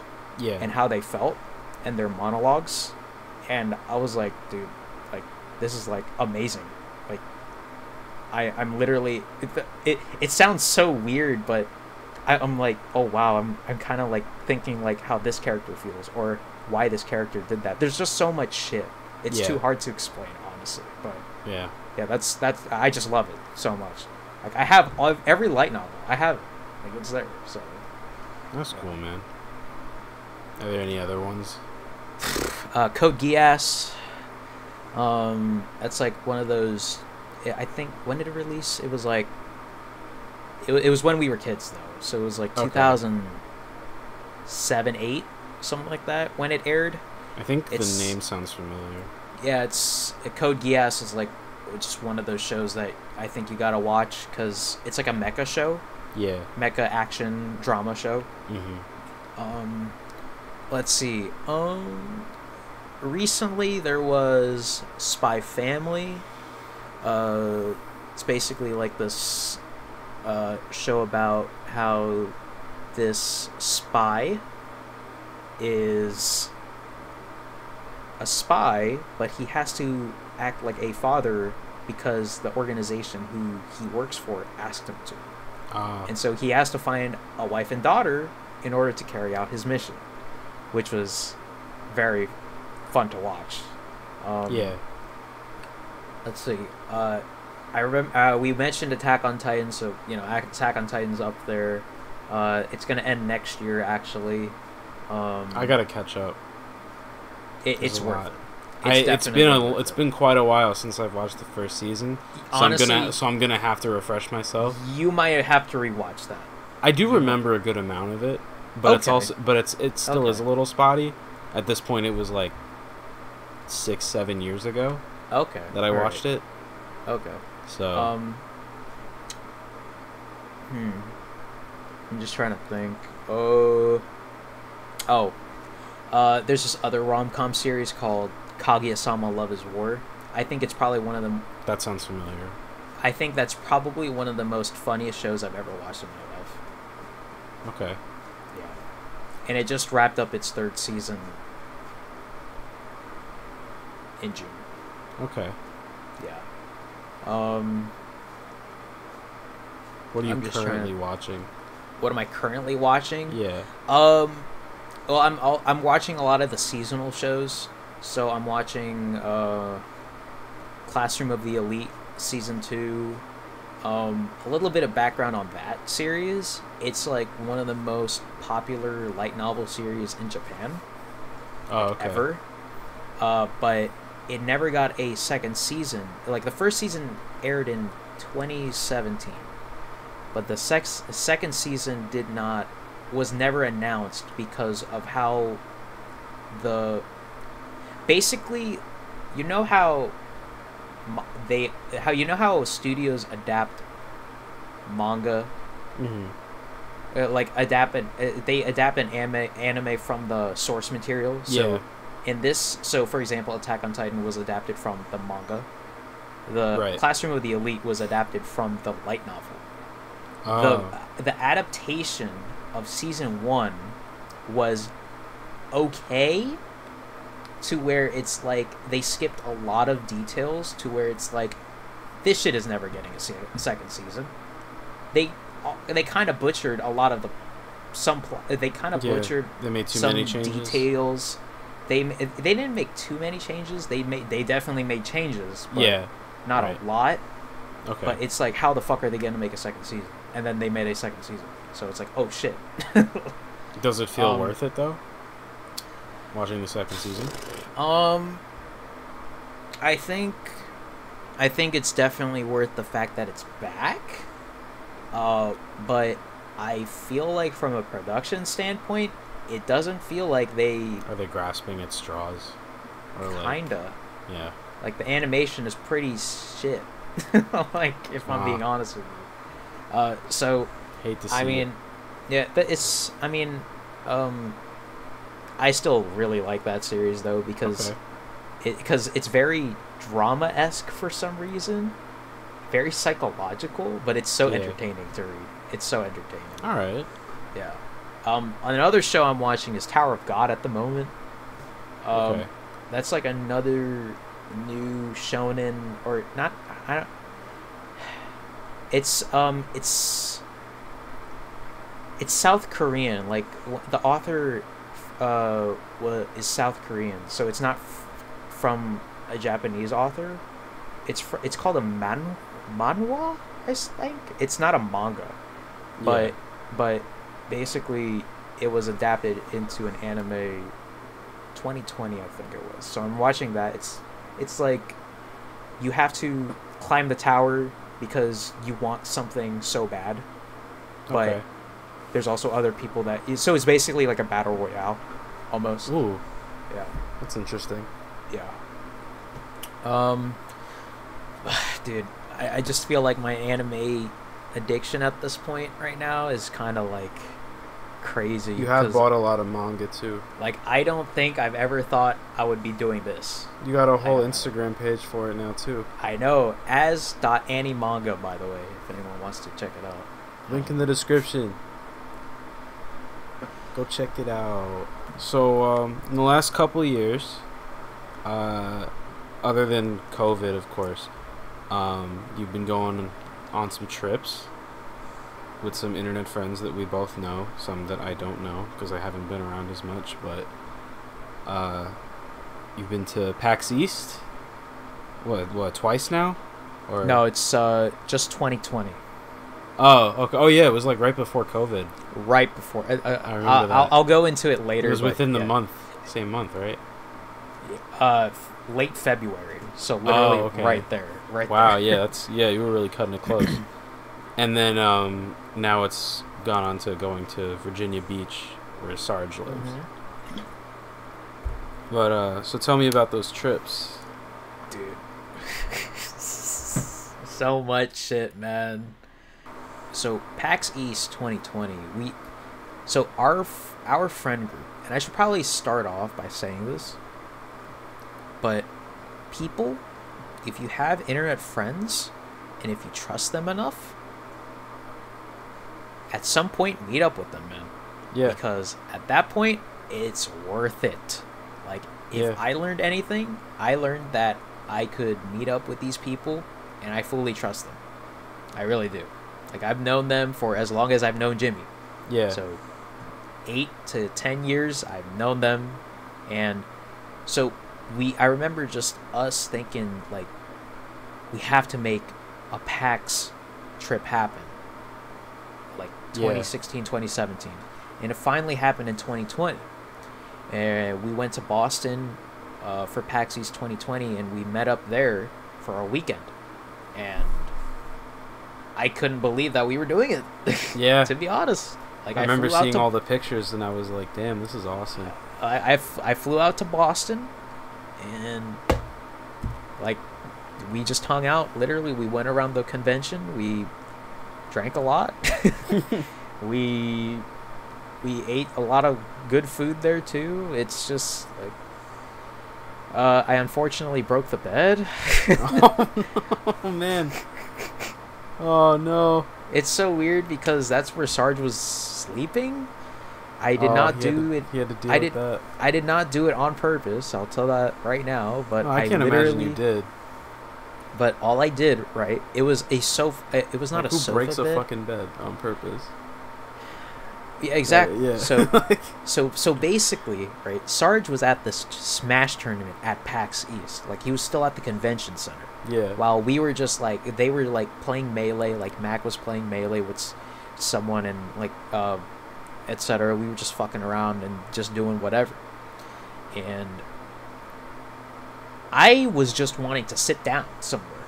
You know, I'm a couple drinks in, but I just want to go sit down somewhere. Yeah. So I'm about to, like, you know, I'm ready to sit down on Sarge's bed because there's like no one sitting there. And as I sit down, it just collapses right below me. I'm like, and so everyone like comes around me, and they're all like, Larlar, what did you do? And I'm like, bro, I just sat down. I just sat down. I'm kidding. Telling you right now, all I did was just sit down, and that was it. That's crazy. And somehow the bed broke. So we were all like, oh my god, how are we going to bring this up to Sarge? How are we supposed to bring this up to the people who own this Airbnb? Like, how are we supposed to do this shit? Well, obviously, I have to take the blame because I broke it. Yeah. Unfortunately. I remember when Sarge finally came back, right? We all looked at him like there was some sort of intervention going on. Yeah. We all stared at him. We were all like... And he's like, what the fuck are you guys what is looking happening? at? Yeah. What is happening? So I was like, Sarge, I'm so sorry, man. But I broke where you were sleeping. Like, I don't know. I could not... Like, all I did was just sit down. That's all I did. And so... You know, he was having a laugh about it. Yeah. And the next thing I had to figure out was, how was I supposed to bring it up to the fucking Airbnb people? You know? Yeah. So the next morning I called, and so we were trying to figure out ways to like figure out like what we were supposed to, or what I was supposed to tell them. Yeah. And so I just said, so we literally concluded, and the thing is, it sounds so bad, because you would think it's fake, but we just told them the main reason. I just wanted to sit down. It just broke. Yeah. We couldn't figure, because they were all like, you know, if we just tell them, you know, make up a whole story, and they find out like, no, we get fined, this whole bad shit happens. No, we don't want to do that. Plus, they'll notice all the alcohol bottles. Yeah. So it's like, so they'll notice. So I literally just said, hi, I just the bed broke. The sofa bed broke, and you know, just let us know if we need to do anything, etc. Blah blah blah. Yeah. And apparently Mac, who was the one who organized the entire Airbnb, he never heard back from them. Oh. Like, he never heard back. So I don't want to know. We don't know what happened after that. He never got any charges. Nope. After the fact. No. Nothing. Nope. Wow. No. I think someone did answer, but they understood, which is surprising. So that shit happened. It does happen, but like, we literally just concluded to just Plus, who knows what the quality of that bed was to begin with. True, because it could have been busted already. That's probably what, but yeah, because like, I don't know. You know, you're not like 6 foot or anything. No, you're I'm short as shit. Yeah, you're on the shorter side. So, So yeah, so that happened, and PAX East 2020 was a success. The thing was, though, everybody, that was literally the week or 2 weeks before COVID really started being a thing. Yeah. You know, and COVID changed a lot. You know, like really quickly really quickly going back to COVID, it changed the way fucking school was ran. Like I remember, I was leaving my last class of the day before spring break started. Yeah. It was physics 2, and my professor was like, "Well, guys, I don't know when I'm seeing you guys again, but have a great break." I was like, "Oh my god, don't say it like that." You know? Damn. So, yeah, COVID really changed a lot of things. Like everything shut down, and online school was so shit. You could That's easily all I cheat. hear from people. Jimmy, you could cheat so easy, bro. It's actually criminal. Honestly. I was already out of school and I wasn't in school at the time, so I just never bothered to go back because I just didn't see any worth in. You definitely got scammed. If I'm just gonna be at home on my computer. Yeah, you definitely got scammed. Yeah. I got scammed, not you, but yeah, like that entire summer was weird. I mean, like I did a lot of streaming during that time because of COVID, and then I got into anime around that summer, and then it's just like I really wish it did not hit during my school year, especially because it really just changed the way I looked at college, and I just did not give a shit afterwards, dude. Yeah, fair enough. I get that. I probably would have been in the same boat. But anyways, back to the trips. It was literally the weekend or 2 weeks before COVID really started being a thing, but we all concluded that there was at least one person with COVID in that fucking convention center. There's no way. Yeah. There was no way. So now let's talk about the Virginia Beach trips. Yeah, that's more recent. So we went to Virginia Beach, me, Sarge, and like 15 other fucking people. Wow. With our friends, yeah. That's a good amount of you guys. No, yeah. And we went down there around the time when it's Sarge's birthday. Yeah. So we went. So let's talk about 2021 first. Let's talk about that. We dub it PAX Sarge, by the way. So it's like, PAX Sarge. That's cool. So I'm gonna just talk about that first day because I feel like the rest of the days were good, but nothing too notable. But I'm gonna talk about that first day. Okay. So the first day, we're obviously all of us are leaving, and this is for PAX Sarge 2021. And we were all leaving, and I left. I drove to Virginia. Like, I live in Jersey, but I decided to drive to Virginia Beach. Nothing too crazy. It's like a 6-hour drive, so it's fine. Yeah. But I was, just going about my drive. It was only me, and I'm just listening to my music, and I take a break, and one of our other friends, Nate, he said he missed his flight. I was like, oh no, dude! Like, how the fuck is he gonna get here? Like, how the fuck is he gonna get to Norfolk? Not Norfolk, Richmond. Like, how the hell is he gonna get there? Because from Richmond to Virginia Beach, it's actually another 1.5-hour drive to Virginia Beach. Yeah. So that was one problem we had. The other problem we had was that day, the weather was terrible. It was raining. It was a monsoon. In Jersey, South Jersey, I couldn't see anything in front of me. So, literally, it was, like, dangerous to drive in those. Yeah, like, I had to drive slow. It was raining, pouring. It was, oh my God, it was terrible. And so that was, like, a whole thing in terms of, like, delay of getting there. And then on the way to Virginia Beach, there was so much construction on the interstate. So just more traffic. Just so much fucking traffic. Just on our way there because of not only the people, but construction as well. Yeah. Right? So we get to the hotel that we were deciding to stay at. And I'm with Tyrell because I picked up Tyrell in Richmond, and we drove together from Richmond to Virginia Beach. It was Mac, Sarge, and Nate in their other car, and so we check on. So Mac is gonna go check in, right? Yeah. And so we're like, all right, cool. And so we find out that our other friend Alfie, he ran into another problem because he actually is like very close, right? Yeah. So unfortunately, he said that his fucking tire blew out. So he doesn't know if he'll see us that day or not. Fuck. I'm like, oh my fucking god, like what else is gonna happen? Damn, bro. Like what else is gonna go on? So we're waiting so it's me and Tyrell in our car. Tyrell's in the passenger seat, and I'm noticing that this check-in is taking a little bit longer than I thought. So I'm like, Tyrell, you think there's something going on in there, bro? Like, you think there's something like going on? Like, well, why do you think it's taking so long?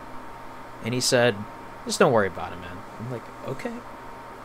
Sarge finally comes out of the hotel lobby, and he tells us something that we did not want to hear. So Sarge comes out of the hotel lobby, and he tells us that Mac's card got declined. I'm like, what? Damn. What are you saying? And it's so weird because he said that the money was taken out of his account, but it was declined. How the fuck? Like, what in the world? Yeah, so we parked our cars at the front of the hotel, and we go inside and we go into the lobby, and we see Mac on the phone, and he's just on this phone. He's on the phone with, I guess, his bank, but he's in a queue. You want to know how long it took for him to speak to someone? An hour and a half. Yeah, I was gonna say probably a while. It was a while. Yeah. And he had to wait so long, and they finally resolved the issue. Now, on my way from Jersey to Virginia Beach, I was just getting agitated because of all the problems that we were having at that time. So I'm like, guys, fuck it, man. Like, I'm drinking tonight.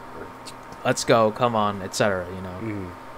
So try to make the most of it. Yeah, exactly. So I'm like ready to go into the room that we were staying at, and then Mac tells me, "Oh, you have to wait till Nate gets here." I'm like, "Why?"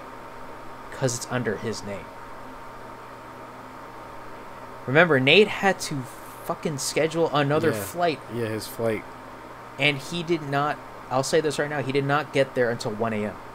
Oh. Yeah. So y'all were just waiting. So we were just chilling in one room, you know, just chilling. But I was so fucking pissed off, you know.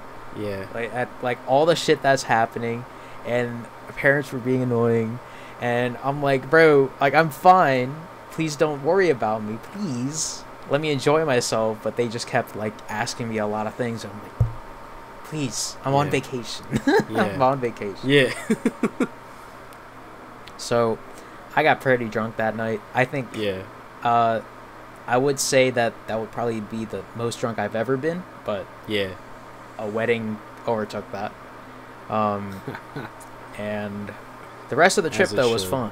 Yeah, the rest of the trip though was fun, but my god, like that first day there were so many issues that were happening.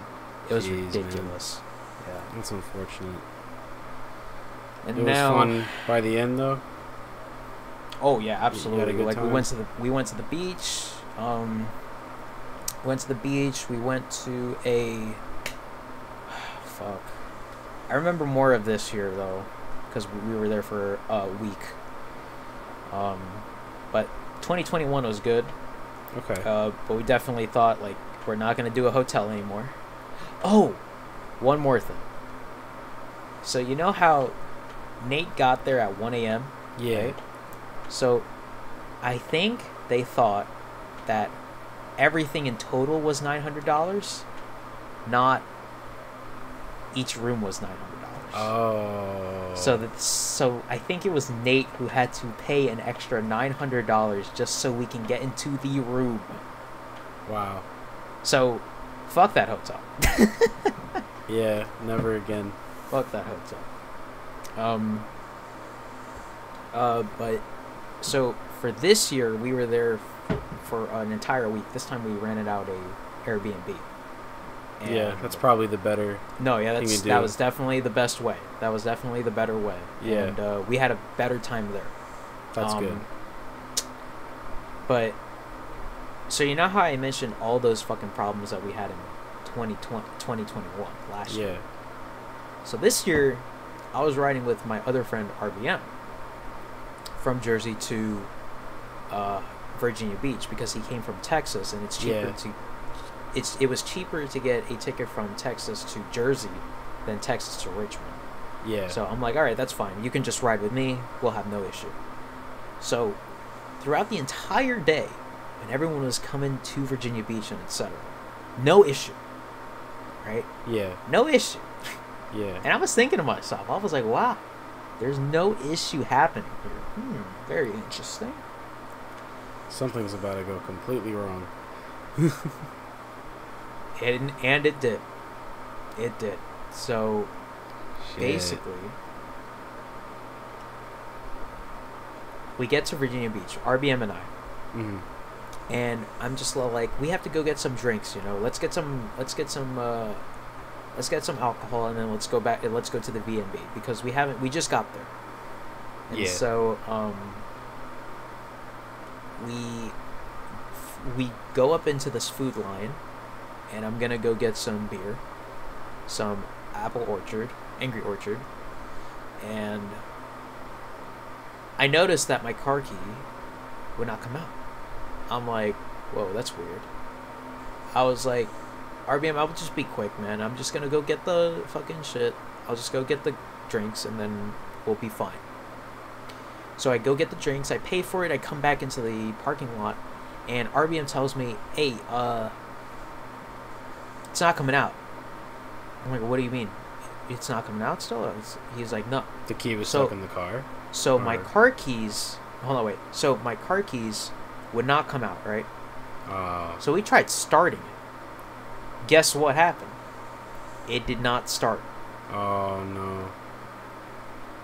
So the face that we both made to each other was instant fear. Because all of a sudden, something went completely wrong. Yeah.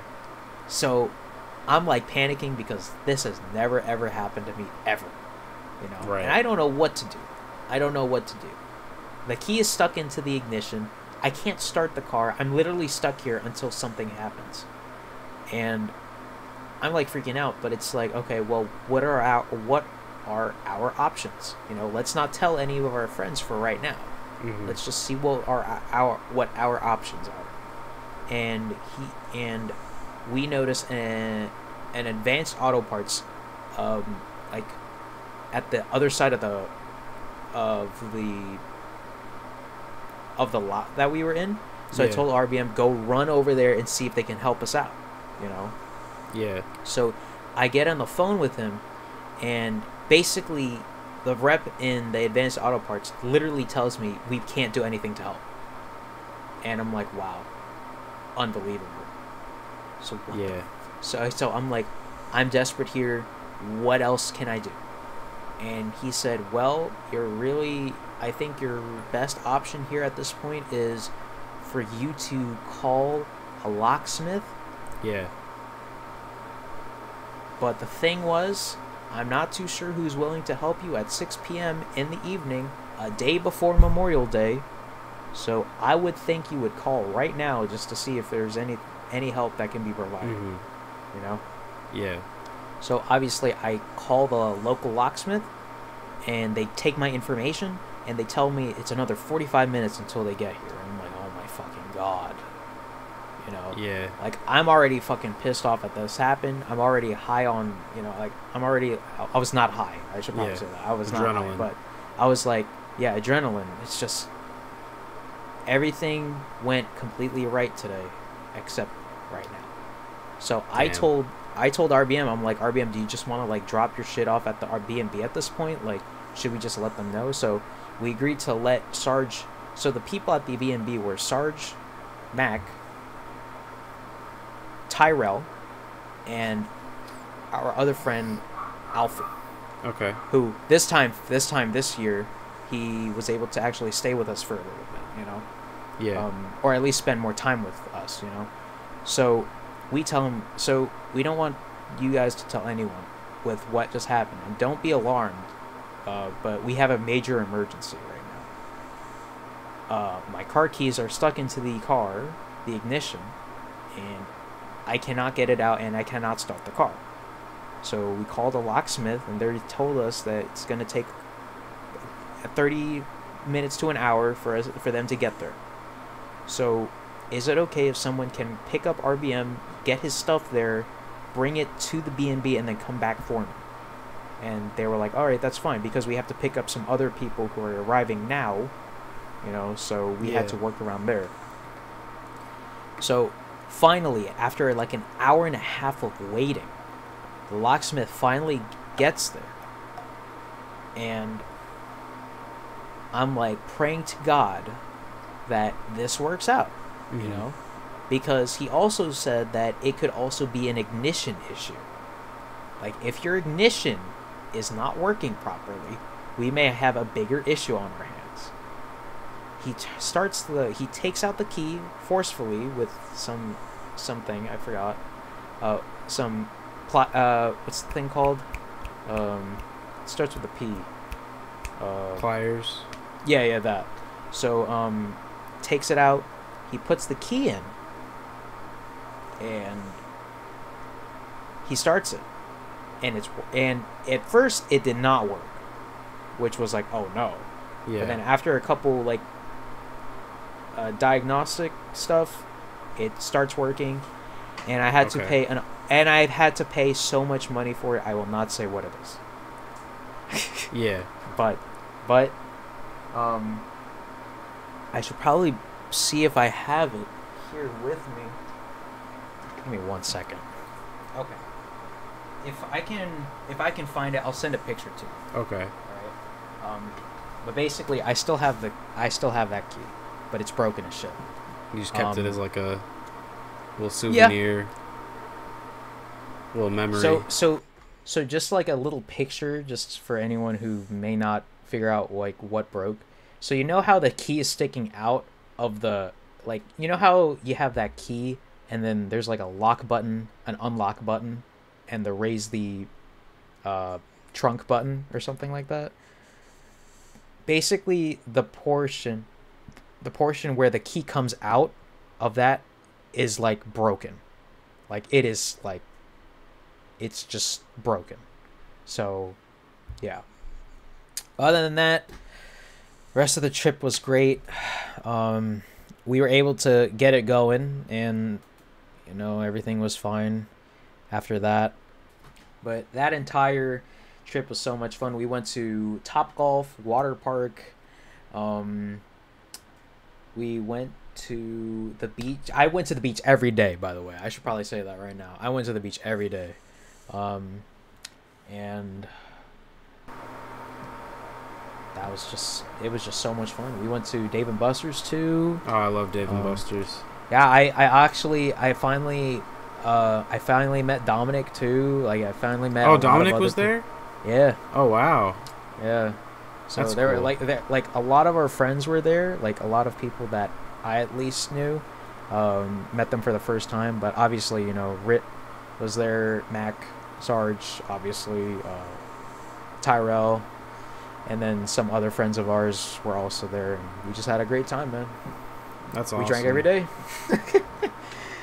So, I think the one time I was in a video with Dominic was when Lefty Heat randomly did a Mario Tennis. What a name. Yeah, I know. What a name. Yeah, when he did a Mario Tennis Open 3DS online video, and he was just like, anyone that wants to be in a video, let me know.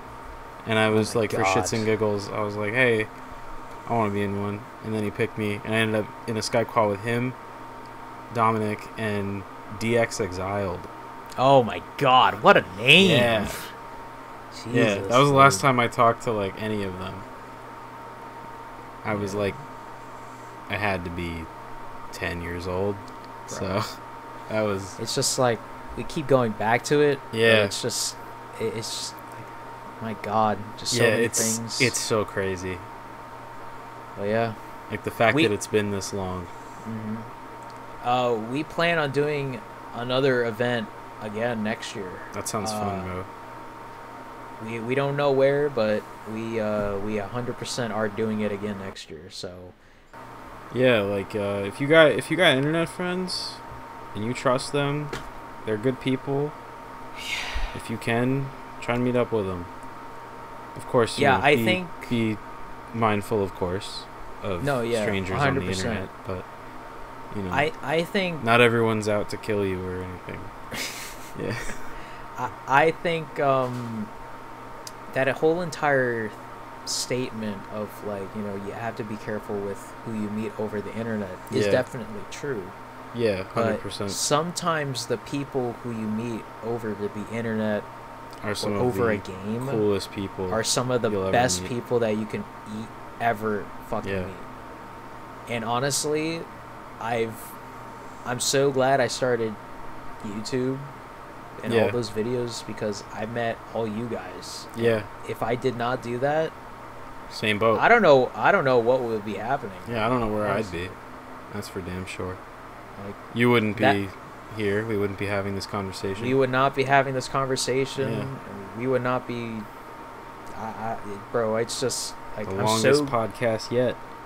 Let's go. That's what I wanted to happen. We definitely went over at this point. No, yeah. I'll say this now though. I will be eternally grateful for everyone that I've met. Yeah, 100%. You and everybody from my friend group that I'm still friends with now after all these years. Yeah. I will be like that phase of my life, social media or something, because it's not that I plan to quit social media anytime soon. It will definitely happen. Yeah. But my God, all good things come to an end. I will never ever forget this phase of my life where I met everybody, and I hope to God that it does not phase out. Yeah. You know, keep it going as long as you can. Absolutely. Like, I feel like there's one last thing I forgot to mention, but LCB. Yeah. I met him. Yeah. In the city. That's a moment for the ages right there. No, I had no idea. I had no idea he was in New York. I found out the night before he was leaving. Yeah, when you posted the pictures, so I was like, "Fuck!" Like, yeah, I think I could have totally showed up to that. I think this is a very good subject to possibly end on. Yeah, like, that whole thing about meeting people over the internet. LCB was one of the first people I've met over the internet. I met him through you. Exactly. But I've known him as long as I've known you, pretty much. Mm-hmm. That is true. Yep. And when I found out that he was coming to the States, coming to New York specifically, I was like, holy shit. Like, is this really about to happen? Yeah. Almost 10 years. And so when it happened, I couldn't fucking believe it. Like, I literally, like, the video's out there on my Twitter. Yeah. Somewhere. Like, I literally was like... It really made me tear up. I was like... Is that my UK brethren right there? This is great. And he said something along the lines of that, and I'm like, dude, like, 10 years of friendship right there, dude. Finally. In person. You know? That's awesome. And it's still great because we still talk to this day. You know? And even though that happened in last November, I still will remember that because that's a moment in my life that is easily one of the best moments. Easily one of the best moments. That's a core memory right there. Shout out to LCB. come on this get on the podcast, fucking man. podcast, man. What are you doing? But yeah, that's like I said. I mean, if I had to give some advice out there to anyone with online friends, just make sure you trust them. Yeah. And if you ever decide to meet up in person, just still trust them, and they may become one of the best people you'll ever know. Yeah. But obviously, be careful with who you meet, because Yeah, not everyone is who they say they are. Exactly. Obviously, but that goes luckily, for anything. Yeah, exactly. But luckily, the people who I've met, I can at least consider friends. They're literally at PAX Surge 20, like this past one. It felt like I was literally in a call, just in person. Oh, that's cool. Yeah, it literally just felt like. Wait, you guys are right here? Yeah. In front of my face? Yeah. Like, wow, that's awesome. So yeah. That's really cool to see. So, you can definitely meet your friends over the internet. Obviously, be careful and be safe. Yeah. But they can be some of the coolest fucking people ever. They can be some of the most coolest people you'll ever meet in your life. Yeah. Damn. Powerful. So to conclude, what does the future hold for you in regards to content creation? What's the goal right now? Yeah, if I'm being honest, there's really no goal. I feel like streaming is just like a fun thing for me onto the side. Okay. Like I mentioned earlier, I don't think I see it as like a huge career thing, unless something huge happens. But yeah. Right now, I'm just focused on work and continuing to be who I want to be. I want to continue to improve myself. I mean, I'm working out every day. I'm just trying to make sure that my mental health is great. Very important. Working out has definitely helped it. I'll say that much. So if you need something to help rejuvenate yourself, working out is a good way, or just distract yourself or something like that. That's also a good way. But in terms of like content creation, I'm not closing the door on it just yet. It's just there's just a lot of stuff happening. Right. That is just taking up a lot more time, and naturally, I feel like that's also just more precious at the moment. Like, I'm focusing on work. I'm just trying to focus on getting myself up there, and focusing on the future in terms of like where I do want to work, etc. So